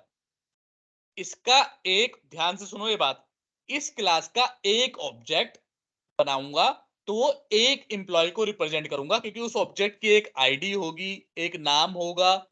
कैसे होगा? मैं सेट करूंगा, अपने आप जादू से नहीं होगा। मैं आईडी सेट करूंगा, नाम सेट करूंगा, सैलरी सेट करूंगा, सिटी सेट करूंगा, तो एक ऑब्जेक्ट बन जाएगा। और वो एक ऑब्जेक्ट क्या रिप्रेजेंट करेगा? एक एम्प्लॉय की डिटेल को रिप्रेजेंट करेगा। करेगा या नहीं करेगा? यस। अब अगर उस एक ऑब्जेक्ट को इसके अंदर डाल दूंगा मैं, एरे के अंदर, तो वो एक एम्प्लॉय की इंफॉर्मेशन होगी। लेकिन ये तो एरे है, ये अपने अंदर मल्टीपल ऑब्जेक्ट सेव कर सकता है। तो मैं मल्टीपल ऑब्जेक्ट बना के इस एरे के अंदर डाल सकता हूं। डाल सकता हूं या नहीं डाल सकता? क्या Yes. बात समझ यस। में आ रही है? जब इंटीजर एरे के अंदर मल्टीपल इंटीजर डाल सकता हूं, तो एम्प्लॉय एरे के अंदर मल्टीपल एम्प्लॉय भी तो डाल सकता हूं। बताओ, हम्म। किसी को डाउट है इस चीज में कि भाई इंटीजर एरे के अंदर आप इंटीजर डाल सकते हो, ये तो सही है, लेकिन स्ट्रिंग एरे के अंदर मल्टीपल स्ट्रिंग नहीं डाल सकते? क्या स्ट्रिंग एरे के अंदर मल्टीपल स्ट्रिंग डाल सकता हो या नहीं डाल सकता? स्ट्रिंग एरे के अंदर मल्टीपल स्ट्रिंग डाल हाँ, सकते हो। डाल सकता हूँ, वही तो एरे, एरे का मतलब ही यही है कि मल्टीपल वैल्यू। हम्म। तो उसी तरह से जब इंप्लॉय का एरे डालूंगा तो मल्टीपल इंप्लॉय डाल सकता हूं। अब मल्टीपल इंप्लॉय क्या होता है? एक इंप्लॉय का मतलब एक इंप्लॉय का ऑब्जेक्ट, तो मल्टीपल इंप्लॉय के ऑब्जेक्ट डाल सकता हूं, इसका मतलब। क्लियर? क्लियर है। लेकिन हम एरे नहीं लेंगे, क्योंकि एरे बहुत बेसिक सी चीज है। एरे से भी हो जाएगा, हालांकि कोई दिक्कत नहीं है, लेकिन हम एरे की जगह क्या पसंद करेंगे लेना? इसे देख के बताओ, और क्या चीज है जो अपने अंदर मल्टीपल वैल्यू डाल सकता है? List. Collection. Correct, collection. List.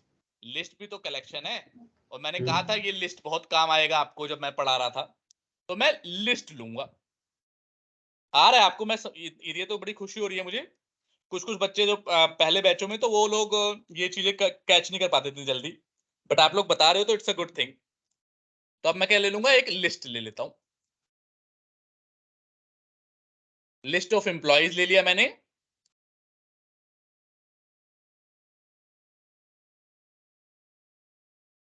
खाली ये ले लिया इतना, या फिर नया लिस्ट ऐसे लेते ना, न्यू लिस्ट ऑफ एम्प्लॉय, ये बनाते हैं ना भाई, ऐसे बनाते हैं नहीं बनाते, ऐसे ही बनाते हैं। अगर इंटीजर होता है तो इंटीजर लेते हैं, एम्प्लॉय है तो एम्प्लॉय लेंगे। अब एक काम करते हैं, कुछ डिफॉल्ट वैल्यू इसमें डाल देते हैं, कुछ एम्प्लॉय की डिटेल इसमें डाल देते हैं। तो कौन बताएगा कि डिफॉल्ट वैल्यू सेट करने के लिए क्या चीज इस्तेमाल की जाती है क्लास में? अगर मैं चाहता हूं इस एम्प्लॉय के जब भी मैं इस क्लास का ऑब्जेक्ट बनाऊं एम्प्लॉय रिपोजिटरी क्लास का, तो इस एम्प्लॉय के अंदर कुछ डिफॉल्ट वैल्यू मुझे ऑटोमेटिकली मिल जाए, तो वो डिफॉल्ट वैल्यू कहां सेट करूंगा मैं? इंटरफेस के अंदर। इंटरफेस के अंदर थोड़ा ना होता है, इंटरफेस तो ये बनाया है, उसके अंदर खाली मेथड की डेफिनेशन होती है। एक चीज होती है जो अपने अंदर डिफॉल्ट वैल्यू सेट करने के काम आती है, क्या होता है वो? स्टैटिक कंस्ट्रक्टर भी है। स्टैटिक नहीं, सिर्फ कंस्ट्रक्टर। कंस्ट्रक्टर एक स्पेशल मैंने पढ़ाया था, कंस्ट्रक्टर एक स्पेशल मेथड होता है जो अपने अंदर डिफॉल्ट वैल्यू सेट करने के काम आता है। क्लियर है? कोई डाउट है? क्लियर है। तो मैं बना लेता हूँ, कुछ वैल्यू मैं सोच रहा हूँ डाल देते हैं इसके अंदर। नहीं भी डालेंगे तो कोई दिक्कत नहीं आएगी, पहली स्क्रीन बस खुलेगी बाय डिफॉल्ट, तो खाली खाली डाटा मिलेगा। मैं चाहता हूँ खाली खाली ना रहे, क्योंकि कभी ऐसा नहीं होगा कि कोई कंपनी आपके पास आई और कह रही है मेरे पास एक भी एम्प्लॉय नहीं है, आप मेरे लिए वेबसाइट बनाओ। ज्यादातर यही होता है कि कंपनी कहती है यार मेरे पास ये डिफॉल्ट डाटा पड़ा हुआ है, इस डाटा को इस्तेमाल करो और अब इसके ऊपर बनाओ मेरे। क्योंकि कोई कंपनी ऐसे थोड़ा है कि पहले वेबसाइट बनवा लेंगे, उसके बाद जाके एम्प्लॉय हायर करेंगे, फिर कंपनी खोलेंगे। हो भी सकता है, मतलब ऐसा नहीं है कि नहीं होगा, लेकिन ये बहुत कॉमन सिनेरियो नहीं है। जनरली क्या होता है कि एक कंपनी ऑलरेडी सेटअप होती है, जब लोगों को लगता है मेरा प्रॉफिट हो गया, बिजनेस आने लगा है, पैसा आने लगा है, तो मैं एम्प्लॉय हायर करता हूं। अब मुझे लगता है कि अच्छा और अच्छा काम चल रहा है, चलो वेबसाइट बना के प्रमोशन करूंगा वहां पे वेबसाइट के थ्रू, तो और लोग आएंगे मेरी वेबसाइट को देख के, फिर वेबसाइट बनती है। तो एम्प्लॉय ऑलरेडी होते हैं कंपनी में, तो इसीलिए मैंने डिफॉल्ट वैल्यू डालना पसंद कर रहा हूं इसके अंदर। तो कंस्ट्रक्टर कैसे बनता है सबको पता है, कोई रिटर्न टाइप नहीं होता, क्लास का नाम होता है कंस्ट्रक्टर का नाम। हो गया। अब इसके अंदर मैं वैल्यू डालना शुरू करूंगा। मैंने क्या कहा था कैसे डालनी है वैल्यू? एम्प्लॉय का ओबीजे बनाओ, ओबीजे एम्प्लॉय 1, क्योंकि एम्प्लॉय टाइप की डालनी है ना, इंटीजर टाइप की डालनी होती तो simple employ dot add integer कर देते, लेकिन ये एम्प्लॉय टाइप की डालनी है, तो एम्प्लॉय टाइप का मतलब एम्प्लॉय के ऑब्जेक्ट डालना है। देखो दो तरीका है डालने का, एक तो ये तरीका जो भी मैं बता रहा हूं, थोड़ा लंबा तरीका है ये।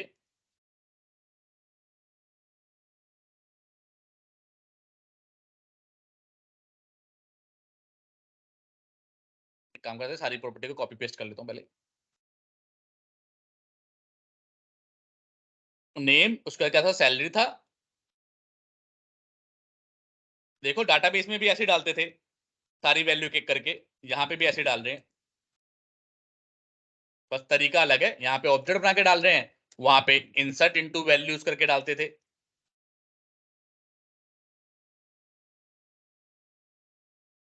देहरादून डाल देते हैं। ठीक है, ऑब्जेक्ट बन गया। अब ऐड कैसे करना है? जो भी आपका एम्प्लॉय जो लिस्ट है, डॉट ऐड, कहाँ गया? लिस्ट का नाम क्या डाला है आपने? एम्प्लॉइज। कॉपी कर लो, एम्प्लॉइज डॉट ऐड। लिस्ट वाले में पढ़ाया था मैंने, कोई भी वैल्यू ऐड करने के लिए ऐड, और इस ऑब्जेक्ट को ऐड कर दिया, ऑब्जेक्ट को। तो इसका मतलब एक एम्प्लॉय हमने ऐड कर दिया या नहीं कर दिया? क्लियर है। याद रखता हूँ। अब एक आसान तरीका है, इसी चीज को चाहो तो ऐसे करके दो दो तीन तीन एम्प्लॉय ऐसे दो तीन एम्प्लॉय ऐड कर लेते हैं ना, चाहो तो ऐसे कर करके भी कर लो, कोई परेशानी वाली बात नहीं है। लेकिन आसान तरीका है, थोड़ा शॉर्टकट है, वो भी बता देता हूं। एम्प्लॉइज डॉट एड, अब इसके अंदर नया ऑब्जेक्ट बनाऊंगा, न्यू एम्प्लॉय ऑब्जेक्ट बन गया। अब यहीं पे वैल्यू दे दूंगा प्रॉपर्टी की, तो ID equal to 2, name equal to Abhinav, city equal to, आपको कहीं यहाँ पे सिटी बाद में दिया वहां पे पहले दिया, उससे कोई फर्क नहीं पड़ता पहले दे रहे हो या बाद में दे रहे हो। सिटी इक्वल टू गाजियाबाद, इसको घंटी दबा दोगे तो बंद हो जाएगा। और लास्ट क्या है, सैलरी, सैलरी इक्वल टू, ठीक है। एक छोटा तरीका ये है, एक गड़बड़ हो गई, यहाँ पे सिंगल कोट तो उसमें आता था ना सीक्वल सर्वर में, यहाँ पे तो डबल कोट आता है।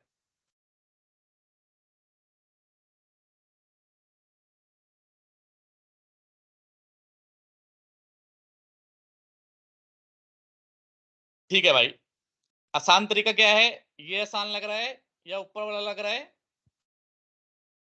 ये है ना, इसके अंदर सीधा अंदर ही ऑब्जेक्ट बना दिया और प्रॉपर्टी को कर्ली ब्रैकेट के अंदर प्रॉपर्टी की वैल्यू असाइन कर दी सारी। क्लियर है, कोई डाउट है इसमें? क्लियर है। क्लियर है। दोनों एक ही चीज है, इसमें अलग से ऑब्जेक्ट बना के डाला है, इसमें भाई इसी के अंदर बना के अब वैल्यू डिक्लेयर कर दी। और यही तरीका एक और बना लेता हूं,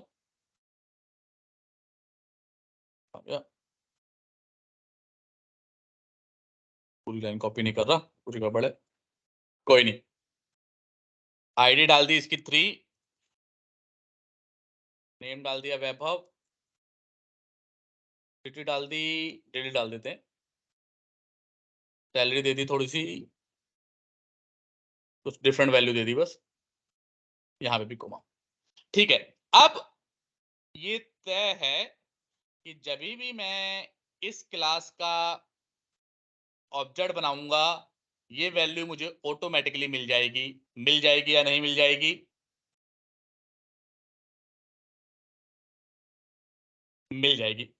अब अपने मेथड की हमें बॉडी देनी है। कैट एम्प्लॉइज क्या करेगा बताओ?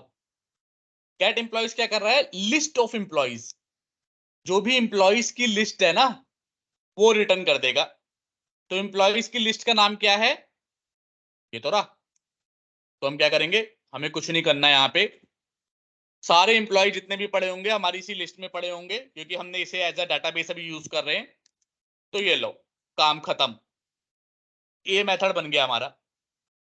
इसने क्या किया, रिटर्न एम्प्लॉइज कर दिया। एम्प्लॉइज में क्या पड़ा होगा, जैसे ही ऑब्जेक्ट बनेगा एम्प्लॉय में ऑलरेडी ये 3 वैल्यू पड़ी होंगी, इसको रिटर्न कर देगा ये। तो जब भी इस मेथड को कॉल करेंगे तो यहाँ पे 3 वैल्यू वाली एम्प्लॉय मिल जाएगा। मिल जाएगा या नहीं है, मिल जाएगा, इसमें कोई दिक्कत परेशानी हुई? क्लियर है यहाँ तक तो। ठीक है, अब दूसरा मेथड लिखना शुरू करते हैं। जिसको डाउट हो तो बताना, कि आप बोलोगे कि यार लिस्ट ऑफ एम्प्लॉइज है तो यहाँ पे एम्प्लॉइज को रिटर्न कर रहे हो। इसलिए कर रहा हूं क्योंकि भाई ये एम्प्लॉइज भी तो लिस्ट ऑफ एम्प्लॉइज ही है। जब इंटीजर होता है तो इंटीजर रिटर्न करते हैं, लिस्ट ऑफ एम्प्लॉइज होता है तो एम्प्लॉइज करते हैं। और हमने इसी के अंदर तो सारा डिफॉल्ट वैल्यू सेट कर रखी है। इसको ही तो हम एज अ डाटाबेस यूज कर रहे हैं। इसको ही तो मैंने बोला था कि क्या काम जो SQL सर्वर जब मल्टीपल वैल्यू स्टोर करता है तो सी शार्प पे क्यों करता है, इसी के लिए किया था ना। तो यही हमारा डाटाबेस का इस समय टेबल है समझ लो। और यहाँ पे लिस्ट मांगा है तो ये लिस्ट हम रिटर्न कर दे रहे हैं। समझ में आ रही है बात या नहीं आ रही? यस। आ रही है। तो अब बनाएंगे ये वाला मेथड, ये एक एम्प्लॉय रिटर्न करेगा। तो एम्प्लॉय लो इक्वल टू, अब यहाँ पे एक लिंक क्यू चीज होती है, link Q, language integrated query, उसको यूज करेंगे। आप कहोगे तो कुछ नई चीज बता रहे हो, बहुत सिंपल है, अभी जैसे ही कराऊंगा समझ में आ जाएगा, जैसे लिखूंगा समझ में आ जाएगा। एम्प्लॉइज लिस्ट सब कुछ देखो, नाम में अगर कंफ्यूजन तुम्हें लग रहा हो कि यार ये भी एम्प्लॉय है ये भी एम्प्लॉइज है, एक जैसा लग रहा है, तो एक काम करो, इसको रीनेम कर देते हैं।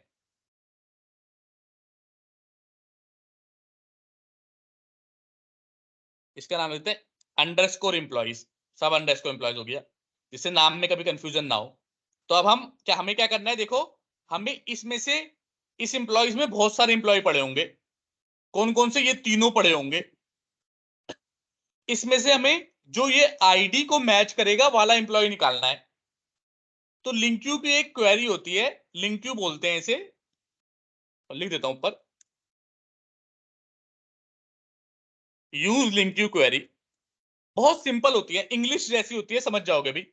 क्या करना है, इसमें से फर्स्ट पहली वैल्यू निकालनी है आइटम, क्या चीज निकालना है? आइटम टेंड्स टू, ये देखो काम खत्म। क्या कह रहा है ये कि लिस्ट में से फर्स्ट पहली वैल्यू निकालो। कैसी वैल्यू? जहां पे आइटम, आइटम मतलब एक ऑब्जेक्ट को रिप्रेजेंट कर रहा है। आइटम मतलब जो भी इसके अंदर आइटम है। क्या है इसके अंदर आइटम? ऑब्जेक्ट है इसके अंदर, ये है आइटम। तो क्या कह रहा है, जहां पे आइटम की आईडी मैच कर जाए, ये जो ऊपर वाली आईडी है इस वाली आईडी से मैच कर जाए। तो अगर 2 पास किया होगा तो वो याला एम्प्लॉय निकाल के दे देगा। अगर 3 पास किया होगा तो याला एम्प्लॉय निकाल के दे देगा, और अगर 1 पास किया होगा तो याला एम्प्लॉय निकाल के दे देगा। दोबारा से देखते हैं, लिंक क्यू क्वेरी है ये, बड़ी सिंपल क्वेरी है। लिस्ट में से फर्स्ट आइटम निकालो जहां पे आइटम, आइटम मतलब जो एम्प्लॉयज के अंदर पड़े हुए हैं। क्या पड़े हुए हैं? एम्प्लॉय पड़े हुए हैं। तो एम्प्लॉय की जो आईडी है पहली, मतलब वो ऊपर से देखना शुरू करेगा, जहां पे भी उसको आईडी, ये जो आईडी पास कराएंगे हम, कब कराएंगे? अभी कराएंगे, शर्माना नहीं है, पर जो भी आईडी पास करेंगे वो वैल्यू जैसे ही इक्वल टू में मैच करेगी वाली वैल्यू रिटर्न कर देगा वो। क्या ये क्वेरी समझ में आई? हाँ क्लियर है। शैलजा आप बताओ, और वैभव आप हाँ भी। सर। वैभव आप। Yes sir. तो यस बस सर। आ गया, तो यही तो करना था हमें, इसे रिटर्न कर देंगे। आप कहोगे यहाँ पे लिस्ट क्यों नहीं करवाया, तो मैं कहूंगा भाई ये तो एक एम्प्लॉय रिटर्न करेगा ना, गेट एम्प्लॉय बाय आईडी है, तो आपके एम्प्लॉय एक आईडी का एक ही एम्प्लॉय मिलेगा, तो इसलिए एक रिटर्न करा रहे हैं यहाँ पे। वो यहाँ पे निकाला और यहाँ पे रिटर्न करा दिया। आप कहोगे रिटर्न मत कराओ ना, मैं कहूंगा कि रिटर्न कराना जरूरी है, क्योंकि ये बोल रहा है रिटर्न टाइप एम्प्लॉय है इसका। क्लियर? अब अपडेट करेंगे। अब तो अगर ऊपर के 2 समझ में आ गए, तो अब एक्चुअली में सेम चीज ही करना है। लिंक क्यू क्वेरी इसमें भी यूज करेंगे। अपडेट कैसे होता है देखो, पहले एम्प्लॉय निकालना है जिसको अपडेट करना है। लिस्ट में खूब 3 पड़े होंगे, मान लो कल को 10 पड़े हो, पर उसमें से मुझे वही वाला एम्प्लॉय निकालना है जिसकी आईडी मैच कर जाए किससे? जो मैं एम्प्लॉय पास कर रहा हूं उसकी आईडी से।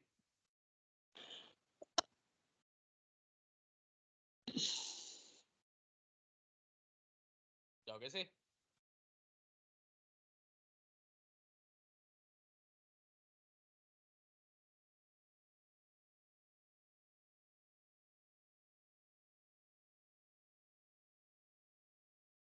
क्या बोल रहे हैं? Local parameter name employee cannot be declared in the scope. That name is used in enclosing local scope. ओ ठीक है ठीक है।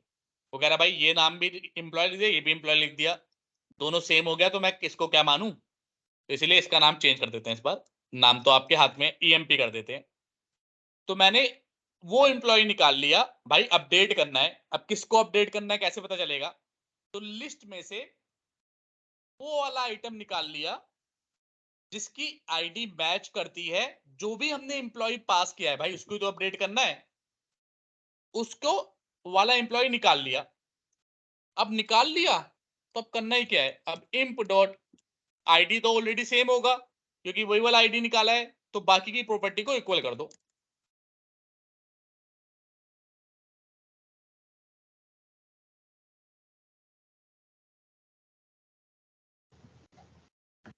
अगर कोई चीज समझ में आए तो बताना कि ये सब बात समझ में नहीं आ रही सर, ये क्यों कर दिया आपने। इनको रिप्लेस कर देगा। करेक्ट। तो क्या किया भाई, इसमें हमने कुछ नहीं किया, जैसे ऊपर आईडी निकाली थी वहां पे आईडी पास किया था, यहाँ पे एम्प्लॉय पास किया है। तो क्या क्या है, पहला आइटम निकालो जिसकी आईडी और जो एम्प्लॉय पास किया है वो मैच कर जाए वाला एम्प्लॉय रिटर्न कर दो। रिटर्न कर दिया वाला एम्प्लॉय तो उसके नेम में जो भी नया वाला नेम दिया होगा इसके अंदर वो डाल दिया, सैलरी में नई सैलरी डाल दी, सिटी में नई सिटी डाल दी, अपडेट हो गया। तो अब जो लिस्ट में होगा वो इस वाले एम्प्लॉय में ऑलरेडी नया नाम अपडेट हो चुका होगा। क्लियर है, कोई डाउट है? क्लियर है भैया। ठीक है, अब आते हैं लास्ट वाले में। ये तो इसी का भाई है, इसमें डिलीट करना है। तो पहले तो एम्प्लॉय निकाल लिया भाई, डिलीट किसको करना है? अब निकल गया तो आपको पता ही है इसके अंदर रिमूव नाम का फंक्शन होता है। लिस्ट के अंदर जो एम्प्लॉय निकाला आईडी मैच की उसको रिमूव कर दिया। समझ में आया डिलीट या नहीं आया?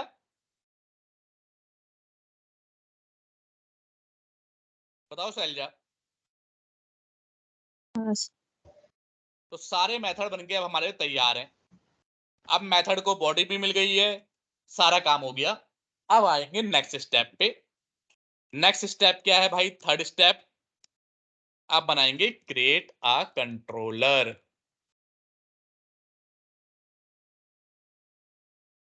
जब आपको लगे कि बहुत ज्यादा हो रहा है तो बता देना, लेकिन अभी एक एटलीस्ट हो सकता है पूरी इसमें नेक्स्ट क्लास में पूरा करवाऊंगा, बट एटलीस्ट एक फंक्शनैलिटी तो आपको दिखाई दूं।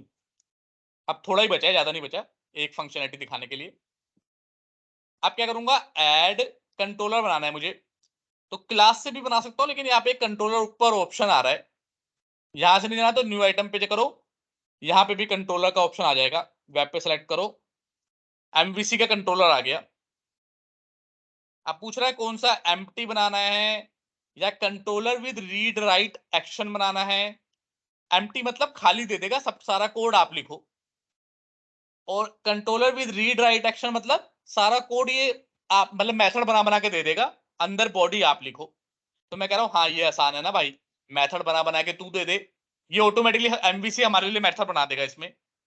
जब मैं MVC controller with read write action लूंगा तो ये ऑलरेडी हमारे लिए मेथड बना देगा। मेरा काम क्या होगा, खाली मेथड को बॉडी देना। तो मैं यही वाला लूंगा, आपको भी ये वाला लेना है। नाम मैंने बताया था आपको, जो भी मॉडल का नाम है आगे कंट्रोलर, वन वन हटा देना है, वन नहीं लिखना, खाली एम्प्लॉय कंट्रोलर यही नाम रखना है। जो भी मॉडल का नाम है आगे कंट्रोलर, नाम चेंज नहीं करना, सेम नाम रखना है। कंट्रोलर भी लिखना जरूरी है, क्योंकि एमवीसी नाम से ही पढ़ता है चीजें, तो नाम आपको चेंज नहीं करना। देखो अब इसने ऑटोमेटिकली मेथड बना दिए। अगर मैंने बोला था नहीं मैं अपने आप बनाऊंगा तो ये सब मेथड बना के ना देता, पर इसने क्या किया, मेरी मदद कर दी, अपने आप मेथड बना दिए। अब ये क्या करेगा, यहाँ पे मुझे कॉल, कंट्रोलर का काम क्या होता है कि वो मॉडल से जाके मतलब जो भी आपने बिजनेस लॉजिक जहां पे लिखा है वहां से डाटा लेगा। वो डाटा किस टाइप का होगा, मॉडल के टाइप का होगा, और उसको व्यू को पास करेगा। फिर व्यू में क्या होगा, आप वो पढ़ोगे और डिजाइन बनाओगे। आएंगे समझ में आएगा, घबराने वाली बात नहीं है। अब बताओ कहां हमने बिजनेस लॉजिक लिखा है। इस कंट्रोलर को मेथड कॉल करने हैं वो वाले। ये कंट्रोलर बेसिकली क्या करेगा, सारे मेथड कॉल करेगा, जो भी डाटा आएगा वो डाटा लेगा और व्यू को पास करेगा। तो मेथड बताओ हमने कहां लिखा है, बताओ मेथड अभी कहां लिखे हैं हमने? रिपोजिटरी में। करेक्ट, रिपोजिटरी में। रिपोजिटरी के इंटरफेस में लिखे हैं या बॉडी या क्लास में, किसकी जरूरत पड़ेगी, क्लास की जरूरत पड़ेगी या इंटरफेस की? मेथड का भी दोबारा कुछ। इंटरफेस के पास तो खाली डेफिनेशन होती है ना, क्लास की जरूरत पड़ेगी ना हमें। हम्म। और अगर मुझे एम्प्लॉय रिपोजिटरी क्लास के मेथड कॉल करने हैं कंट्रोलर से, तो कैसे कॉल करूंगा, किसी क्लास के मेथड कैसे कॉल होते हैं? अगर मुझे एक दूसरी क्लास में किसी दूसरी क्लास के मेथड कॉल करने हैं तो कैसे कॉल करते हैं? उसको क्या ऑब्जेक्ट करना बना बना पड़ता के है, यूज करते हैं। क्या करना पड़ता है? ऑब्जेक्ट बना बना के यूज करते हैं हम तो यूजली। करेक्ट, हाँ करेक्ट, बिल्कुल। मोस्टली नहीं, कॉन्फिडेंटली बोलना, इसके अलावा कोई दूसरा तरीका नहीं है। अगर क्लास को कोई किसी भी मेथड को, अगर वो नॉन स्टैटिक मेथड है, और आप देख सकते हो यहाँ पे कोई स्टैटिक मेथड नहीं है, सब नॉन स्टैटिक है, इनको अगर यहाँ पे कॉल करना है तो ऑब्जेक्ट बनाने के अलावा कोई और तरीका नहीं है। तो मोस्टली नहीं, सिर्फ और सिर्फ ऑब्जेक्ट बना के कॉल कर सकते हैं, और किसी तरीके से कॉल नहीं कर सकते। तो हमें यहाँ पे क्या बनाना पड़ेगा? ऑब्जेक्ट बनाना पड़ेगा। अब देखो ये अलग अलग मेथड है। अगर मैं चाहता हूं कि जो मैं ऑब्जेक्ट बनाऊं वो सारे मेथड के लिए के अंदर अवेलेबल हो, तो ऑब्जेक्ट मैं कहां बनाऊंगा? क्लास लेवल पे बनाऊंगा, राइट? ये क्लास लेवल पे जो बनाते हो वो सारे मेथड में अवेलेबल होते हैं। अगर इस मेथड के अंदर ऑब्जेक्ट बना दिया तो वो दूसरे मेथड में अवेलेबल नहीं होगा। क्या ये बात पता है या नहीं पता? इस मेथड के अंदर कोई वेरिएबल बनाऊंगा वो दूसरे मेथड में अवेलेबल नहीं होगा, लेकिन क्लास में कोई वेरिएबल बनाऊंगा वो सारे मेथड में अवेलेबल होगा, क्योंकि इसका स्कोप क्लास लेवल पे होगा, और इसका मेथड के अंदर बनाया है तो उसका स्कोप मेथड लेवल पे होगा। क्या ये बात पता है आपको या नहीं पता? क्लियर है? Yes. तो यहां पे बनाऊंगा, और मुझे इस क्लास के अलावा और कहीं पे यूज नहीं करना। तो जो ऑब्जेक्ट बनाऊंगा वो प्राइवेट बनाऊं, पब्लिक बनाऊं, या क्या बनाऊं? कहीं भी यूज नहीं करना, हाँ, खाली इस क्लास में सिर्फ यूज इसे करना है। पब्लिक ले सकते हो वैसे। Private. पब्लिक क्यों ले सकते? हाँ, पब्लिक का प्राइवेट भी मतलब होता है हर चलेगा। जगह यूज करना है। प्राइवेट लूंगा ना प्राइवेट। कि कि मुझे इसके अलावा कहीं यूज नहीं करना। अब किसका ऑब्जेक्ट लेना है? एम्प्लॉय रिपोजिटरी का। तो या तो एम्प्लॉय रिपोजिटरी का ऑब्जेक्ट ऐसे लूं, लेकिन मैंने आपको एक तरीका, एक बात और बताई थी कि भाई जो पेरेंट क्लास होती है उसके पास ताकत होती है कि वो चाइल्ड क्लास के ऑब्जेक्ट को अपने अंदर स्टोर कर सके। बताई थी या नहीं बताई थी? यस। Yes. तो यहां पे मैं पेरेंट का लूंगा। वेरिएबल किसका लूंगा? पेरेंट क्लास का। यहां पे भी अंडरस्कोर करके कर दो। ये नेमिंग कन्वेंशन है। हम जो क्लास लेवल के वेरिएबल होते हैं उन्हें अंडरस्कोर करके भी डिफाइन करते हैं।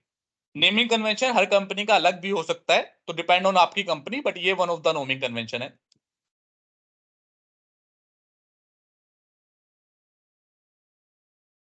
रिपोजिटरी, ठीक है। वेरिएबल तो बना दिया, अब मैं इसका ऑब्जेक्ट बनाना चाहता हूं। अभी आपने देखा था, अब बताओ इसका ऑब्जेक्ट बनाना चाह रहा हूं मैं। चाहूं तो यहां पे भी बना दूं, कोई दिक्कत वाली बात नहीं है, यहीं पे न्यू करके बना सकता हूं। लेकिन अभी आपने देखा था कि जब मैंने राउट में इंप्लॉय और होम डाला, इंडेक्स डाला था, सॉरी, जब मैंने राउट में होम होम और इंडेक्स डाला था तो डिबगर यहां पे आया था या नहीं आया था? बताओ। जब मैंने राउट में ब्राउजर पे होम/इंडेक्स डाला था तो डिबगर यहां पे आया था या नहीं आया था शुरुआत में? आया था जब यूआरएल चेंज किया था। आया था, बिल्कुल सही, आया था। अब आया था इसका मतलब क्या हुआ है कि इंडेक्स मेथड कॉल हुआ है, तभी तो आएगा। जब इंडेक्स मेथड कॉल होगा तभी तो आएगा, या मेथड कॉल नहीं हुआ तो भी आ जाएगा? डिबगर तभी तो आता है जब हम मेथड कॉल करते हैं। बात सही है या नहीं है? यस। ये कोई बहुत बड़ी बात थोड़ी ना है। अरे किसी भी मेथड में डिबगर तभी तो आएगा जब वो कॉल करोगे, अगर वो कॉल ही नहीं हुआ कहीं तो कहां से आएगा? अब ये बताओ, इंडेक्स मेथड ये स्टैटिक मेथड है या नॉन स्टैटिक मेथड है? इतना मत सोचो ये स्टैटिक मेथड कब होता है, जब उसके आगे स्टैटिक लिखा होता है। यहां पे स्टैटिक लिखा है या नहीं लिखा? नहीं No, लिखा। sir. तो जिसके आगे स्टैटिक नहीं लिखा वो नॉन स्टैटिक है सारे। नहीं लिखा तो ये इंडेक्स मेथड स्टैटिक हुआ या नॉन स्टैटिक हुआ? Non-static. नॉन स्टैटिक हुआ। अब एक बात को रिलेट करो कि भाई डिबगर यहां आया और मतलब नॉन स्टैटिक मेथड कॉल हुआ, पर मैंने तो बोला हुआ है कि नॉन स्टैटिक मेथड कब कॉल होगा? एक ही कंडीशन पे कॉल हो सकता है नॉन स्टैटिक मेथड। वो कंडीशन क्या है? जब इस क्लास का क्या बनेगा तब स्टैटिक मेथड कॉल होगा। इसका ऑब्जेक्ट बनेगा। ऑब्जेक्ट बनेगा तभी static non static method call हो सकता है। अगर इस क्लास का ऑब्जेक्ट नहीं बना तो नॉन स्टैटिक मेथड कभी कॉल हो ही नहीं सकता। ये 100% रूल है, इसमें कोई 1% नहीं है। मतलब थोड़ा सा गलत बोल रहा हूँ, आप चाहो तो ऐसे बोलोगे कि मैं तो क्या बोलते हैं, इसको चाइल्ड क्लास में बना के वहां से भी कॉल कर सकता हूँ, वो सब पॉसिबल है। बट अगर चाइल्ड वाइल्ड क्लास ना हो तो इसका नॉन स्टैटिक मेथड तभी कॉल होगा जब होम कंट्रोलर का ऑब्जेक्ट बना होगा। और ऑब्जेक्ट बना होगा, हमने तो ऑब्जेक्ट बनाया ही नहीं, हमने कहीं बनाया object? Home controller equal to new home controller कहीं हमने लिखा था? नहीं तो नहीं लिखा। इसका मतलब कौन बना रहा है ऑब्जेक्ट? एमवीसी। एमवीसी ऑटोमेटिकली हमारे लिए कंट्रोलर क्लास के ऑब्जेक्ट बना देता है। बात समझ में आई? एमवीसी ऑटोमेटिकली हमारे लिए कंट्रोलर क्लास के ऑब्जेक्ट बना देता है। क्या ये बात समझ में आई? यस क्लियर है। अगर एमवीसी अपने with the help of all this framework ना, जो हमने फ्रेमवर्क लिया हुआ है इनकी हेल्प से बनाता है, बस अपने आप बना देता है, हमें टेंशन नहीं लेनी। अब जब ऑब्जेक्ट बनता है तो क्या कॉल होता है? किसी क्लास का ऑब्जेक्ट बनता है तो क्या कॉल होता है उस क्लास का? उस क्लास के मेंबर्स एक्सेस होंगे और क्या। नहीं, क्या कॉल होता है? कंस्ट्रक्टर कॉल होता है ना। याद है जब कंस्ट्रक्टर पढ़ा था, अगर इस क्लास का ऑब्जेक्ट बनाऊंगा तो ये कंस्ट्रक्टर कॉल होगा या नहीं होगा? यस याद है, भूल गए हो? तो कंस्ट्रक्टर कॉल होगा। तो मतलब कहने का ये मैं इसलिए समझा रहा हूं ताकि तुम उस कंसेप्ट को रिवाइज भी कर सको। अब क्योंकि कंस्ट्रक्टर कॉल होगा और ऑटोमेटिकली ऑब्जेक्ट बन जाएगा, तो हम यहां पे डिफाइन करने की जगह कंस्ट्रक्टर के अंदर इसका ऑब्जेक्ट बनाएंगे। हालांकि ऑब्जेक्ट बनाने का भी तरीका अलग से होगा, वो मैं कल बताऊंगा, उसे डिपेंडेंसी इंजेक्शन बोलते हैं। जो उस तरीके से ऑब्जेक्ट बनाएंगे जिस तरीके से आज बना रहा हूं उस तरीके से नहीं बनाते, लेकिन अभी थोड़ा सिंप्लिसिटी करने के लिए आज इस तरीके से बना रहा हूं। कैसे बनेगा? एम्प्लॉय लिया equal to new employ repository, बन गया। अब जब इसका ऑब्जेक्ट बना और ये ऑटोमेटिकली एम्प्लॉय कंट्रोलर का कंट्रोलर ऑटोमेटिकली कॉल कर देगा एमवीसी। कब कॉल करेगा? जब ऑब्जेक्ट बनेगा। क्योंकि कंस्ट्रक्टर कब कॉल होते हैं? जब किसी क्लास का ऑब्जेक्ट बनता है तो कंस्ट्रक्टर कॉल होते हैं। तो इसका कंस्ट्रक्टर कब कॉल होगा? जब एम्प्लॉय कंट्रोलर का ऑब्जेक्ट बनेगा। ऑब्जेक्ट कौन बनाएगा? हमने तो कहीं बनाया ही नहीं, एमवीसी कहता है। क्योंकि तुमने इसे बोल रखा है ये कंट्रोलर क्लास है और मैं एमवीसी हूं, तो ये मेरी रिस्पॉन्सिबिलिटी है कि मैं कॉल करूंगा, आपको टेंशन नहीं लेनी। आपने यहां पे ऑब्जेक्ट बनाया एम्प्लॉय रिपोजिटरी का, इसका ऑब्जेक्ट बनाओगे तो इसका कंस्ट्रक्टर कॉल होगा। इसका कंस्ट्रक्टर कॉल होगा तो ये सारा लिस्ट में डाटा भर देगा। भर देगा या नहीं भर देगा? भर देगा ना, ये आपने यही तो लिखा है। यस तो इसका कंस्ट्रक्टर कॉल हुआ तो इस कंस्ट्रक्टर के अंदर आपने सारा डाटा डाल दिया। अब आपका काम क्या है कि पहले मेथड में, इंडेक्स वाले मेथड में, आपको जो डाटा, आपको वो मेथड कॉल करना है जो सारा डाटा दे। आपको यहां से वो मेथड कॉल करना है जो सारा का सारा डाटा, जो कि कंस्ट्रक्टर कॉल करने पे भर दिया होगा उसने, वो रिटर्न करे। तो इनमें से वो कौन सा मेथड है जो सारा का सारा डाटा रिटर्न करेगा? एम्प्लॉय कौन सा? एम्प्लॉय बताओ यहाँ पे एम्प्लॉयज एम्प्लॉय करके जो है। मेथड कहाँ है? एम्प्लॉय नाम का मेथड तो मुझे दिख ही नहीं रहा है यहाँ पे।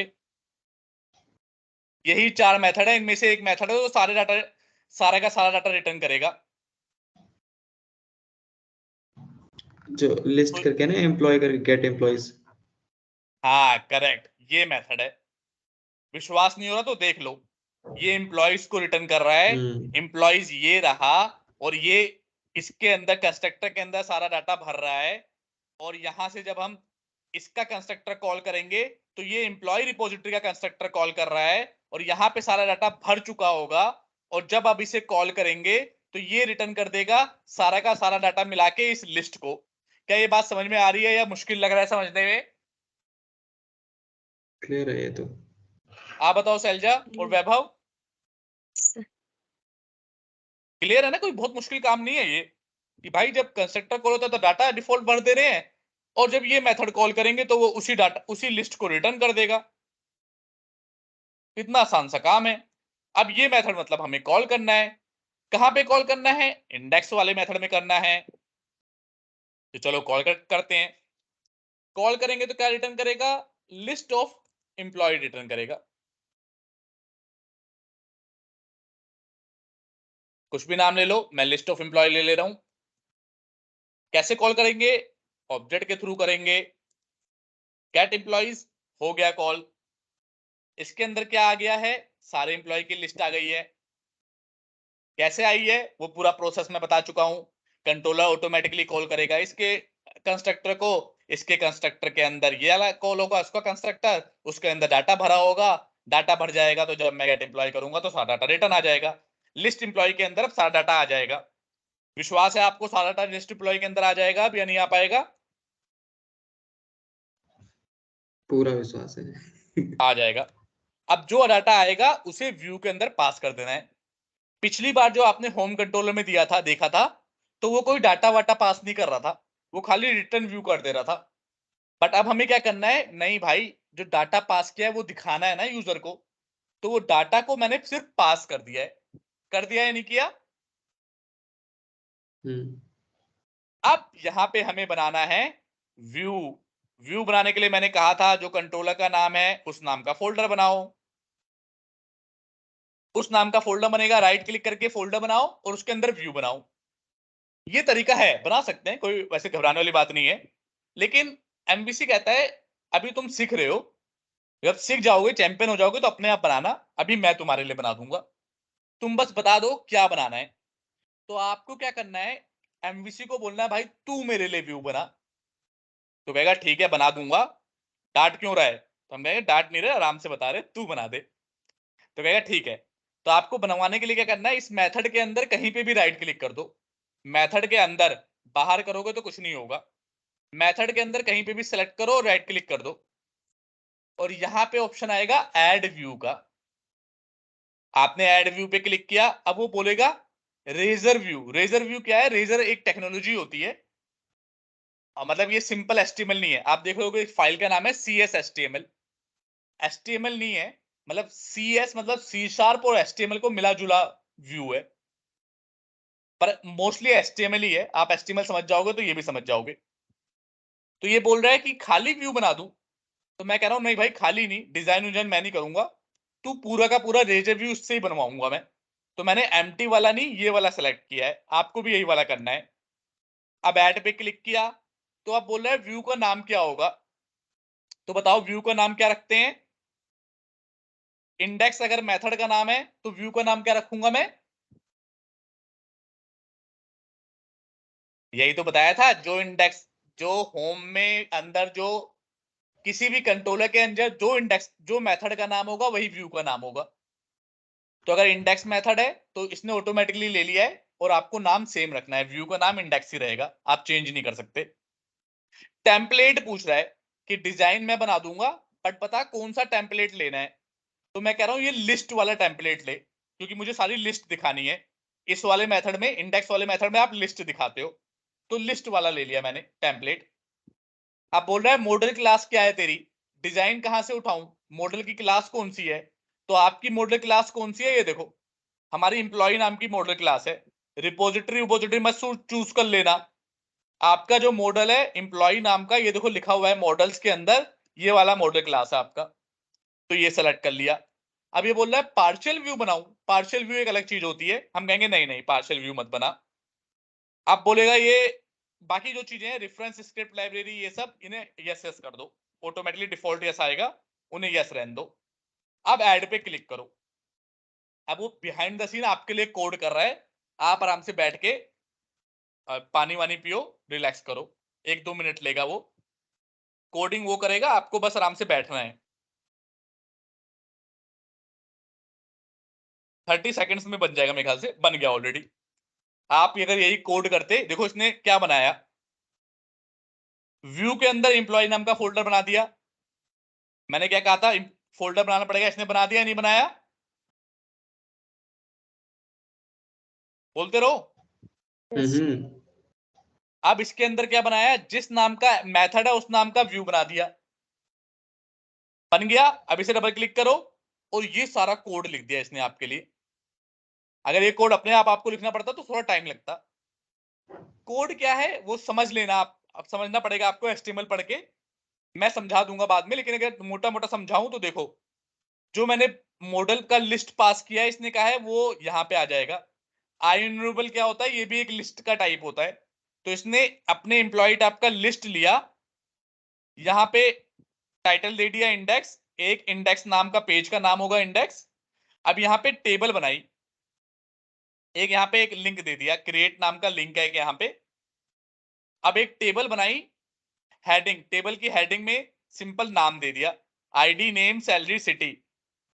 और नीचे क्या कर रहा है, बॉडी में टेबल की फॉर ईच लूप्स लगा रहा है, और मॉडल में से एक एक आइटम निकाल रहा है। हमने जो मॉडल पास किया, हमने जो लिस्ट पास किया, उसमें से एक एक आइटम निकालेगा। 3 आइटम थे हमारे में, तो तीनों के लिए एक एक TR मतलब होता है एक रो, हर आइटम के लिए एक एक रो बनाएगा, उसमें ID की वैल्यू डालेगा, नेम की, सैलरी की, सिटी की, और आगे एडिट, डिटेल और डिलीट नाम का बटन ऐड कर देगा।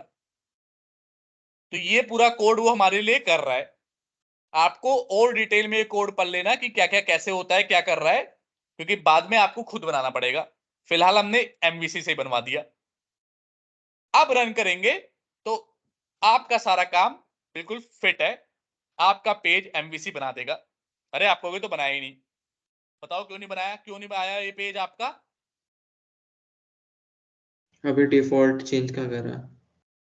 नहीं नहीं, चेंज नहीं करना, मतलब हाँ इसलिए नहीं आया क्योंकि भाई डिफॉल्ट तो होम और इंडेक्स खुलता है होम ना। है ना। हाँ, तो हमें तो अपना खोलना है ना, तो अपना खोलने के लिए क्या करना है, कंट्रोलर का नाम देना है, एम्प्लॉय, दूसरा क्या देना है, मेथड का नाम देना है, इंडेक्स, दे दिया। व्यू चेक करोगे तो इंडेक्स है सबसे पहले H1, H1 में इंडेक्स है, ये देखो, ये तो व्यू डाटा है, इसकी टेंशन नहीं लेनी।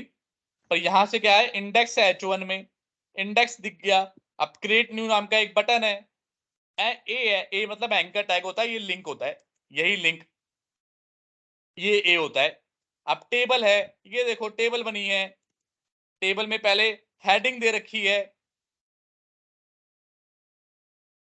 ये देखो हेडिंग में ID नेम सैलरी सिटी लिखा हुआ है, हेडिंग ये रही। अब लूप चलाया है, मॉडल में से एक एक डाटा निकाला, उसकी वैल्यू दी, ID नेम सैलरी सिटी और एडिट, डिटेल और डिलीट, ये तीनों चीज आगे दे दी, नेम से दे दिया और डिटेल दे दिया। तो इस तरह का उसने पूरा पेज आपके लिए बना दिया और आपको ये पेज दिख गया। क्या ये बात समझ में आई कि कैसे हो रहा है, क्या हो रहा है? यस, क्लियर है। शैलजा आप बताओ, Clear है sir. वैभव आप बताओ। क्लियर है सर। ठीक है, अब यहाँ पे रुकेंगे। अब हमें क्या करना है, बाद में नेक्स्ट क्लास में क्रिएट वाली फंक्शनलिटी बनानी है, एडिट पे एडिट होना चाहिए, डिटेल पे डिटेल, डिलीट पे डिलीट, ये सारा काम नेक्स्ट क्लास में करेंगे। फिर उसकी नेक्स्ट क्लास में यही सारा काम जो हमने लिस्ट से किया है वो डाटाबेस से करेंगे। आज की क्लास का कोई क्वेश्चन है तो पूछो। और ये चीज क्या है, देखो जितने मैं स्टेप लिख दूंगा इतने ही स्टेप होंगे, और कोई स्टेप नहीं होगा। तो ये सारे स्टेप आपको रट लेने हैं, कम से कम 10-10 बार प्रैक्टिस कर लेना है। एक बार प्रैक्टिस हो गया तो 80 मतलब 70% आपको अपनी लाइफ में यही काम करना होगा। अलग अलग टेक्नोलॉजी में अलग अलग तरीके का होगा, लेकिन काम यही होता है, करंट ऑपरेशन ही होता है। समझ में आ गई बात? यस। ठीक है, चलो फिर आज की क्लास थोड़ी लंबी हो गई, पर थर्सडे को नहीं है, तो आप इस पूरे वीक रिवाइज करो इतना ही जितना मैंने कराया है। बाकी ये बच्चे ये सब आसान आसान चीजें हैं, कोई मुश्किल काम नहीं है, लेकिन अभी इतना रिवाइज करना। कर लोगे? यस, कर लेंगे। ठीक है। नींद तो नहीं आई क्लास में? नहीं। बड़ी हो गई थी क्लास?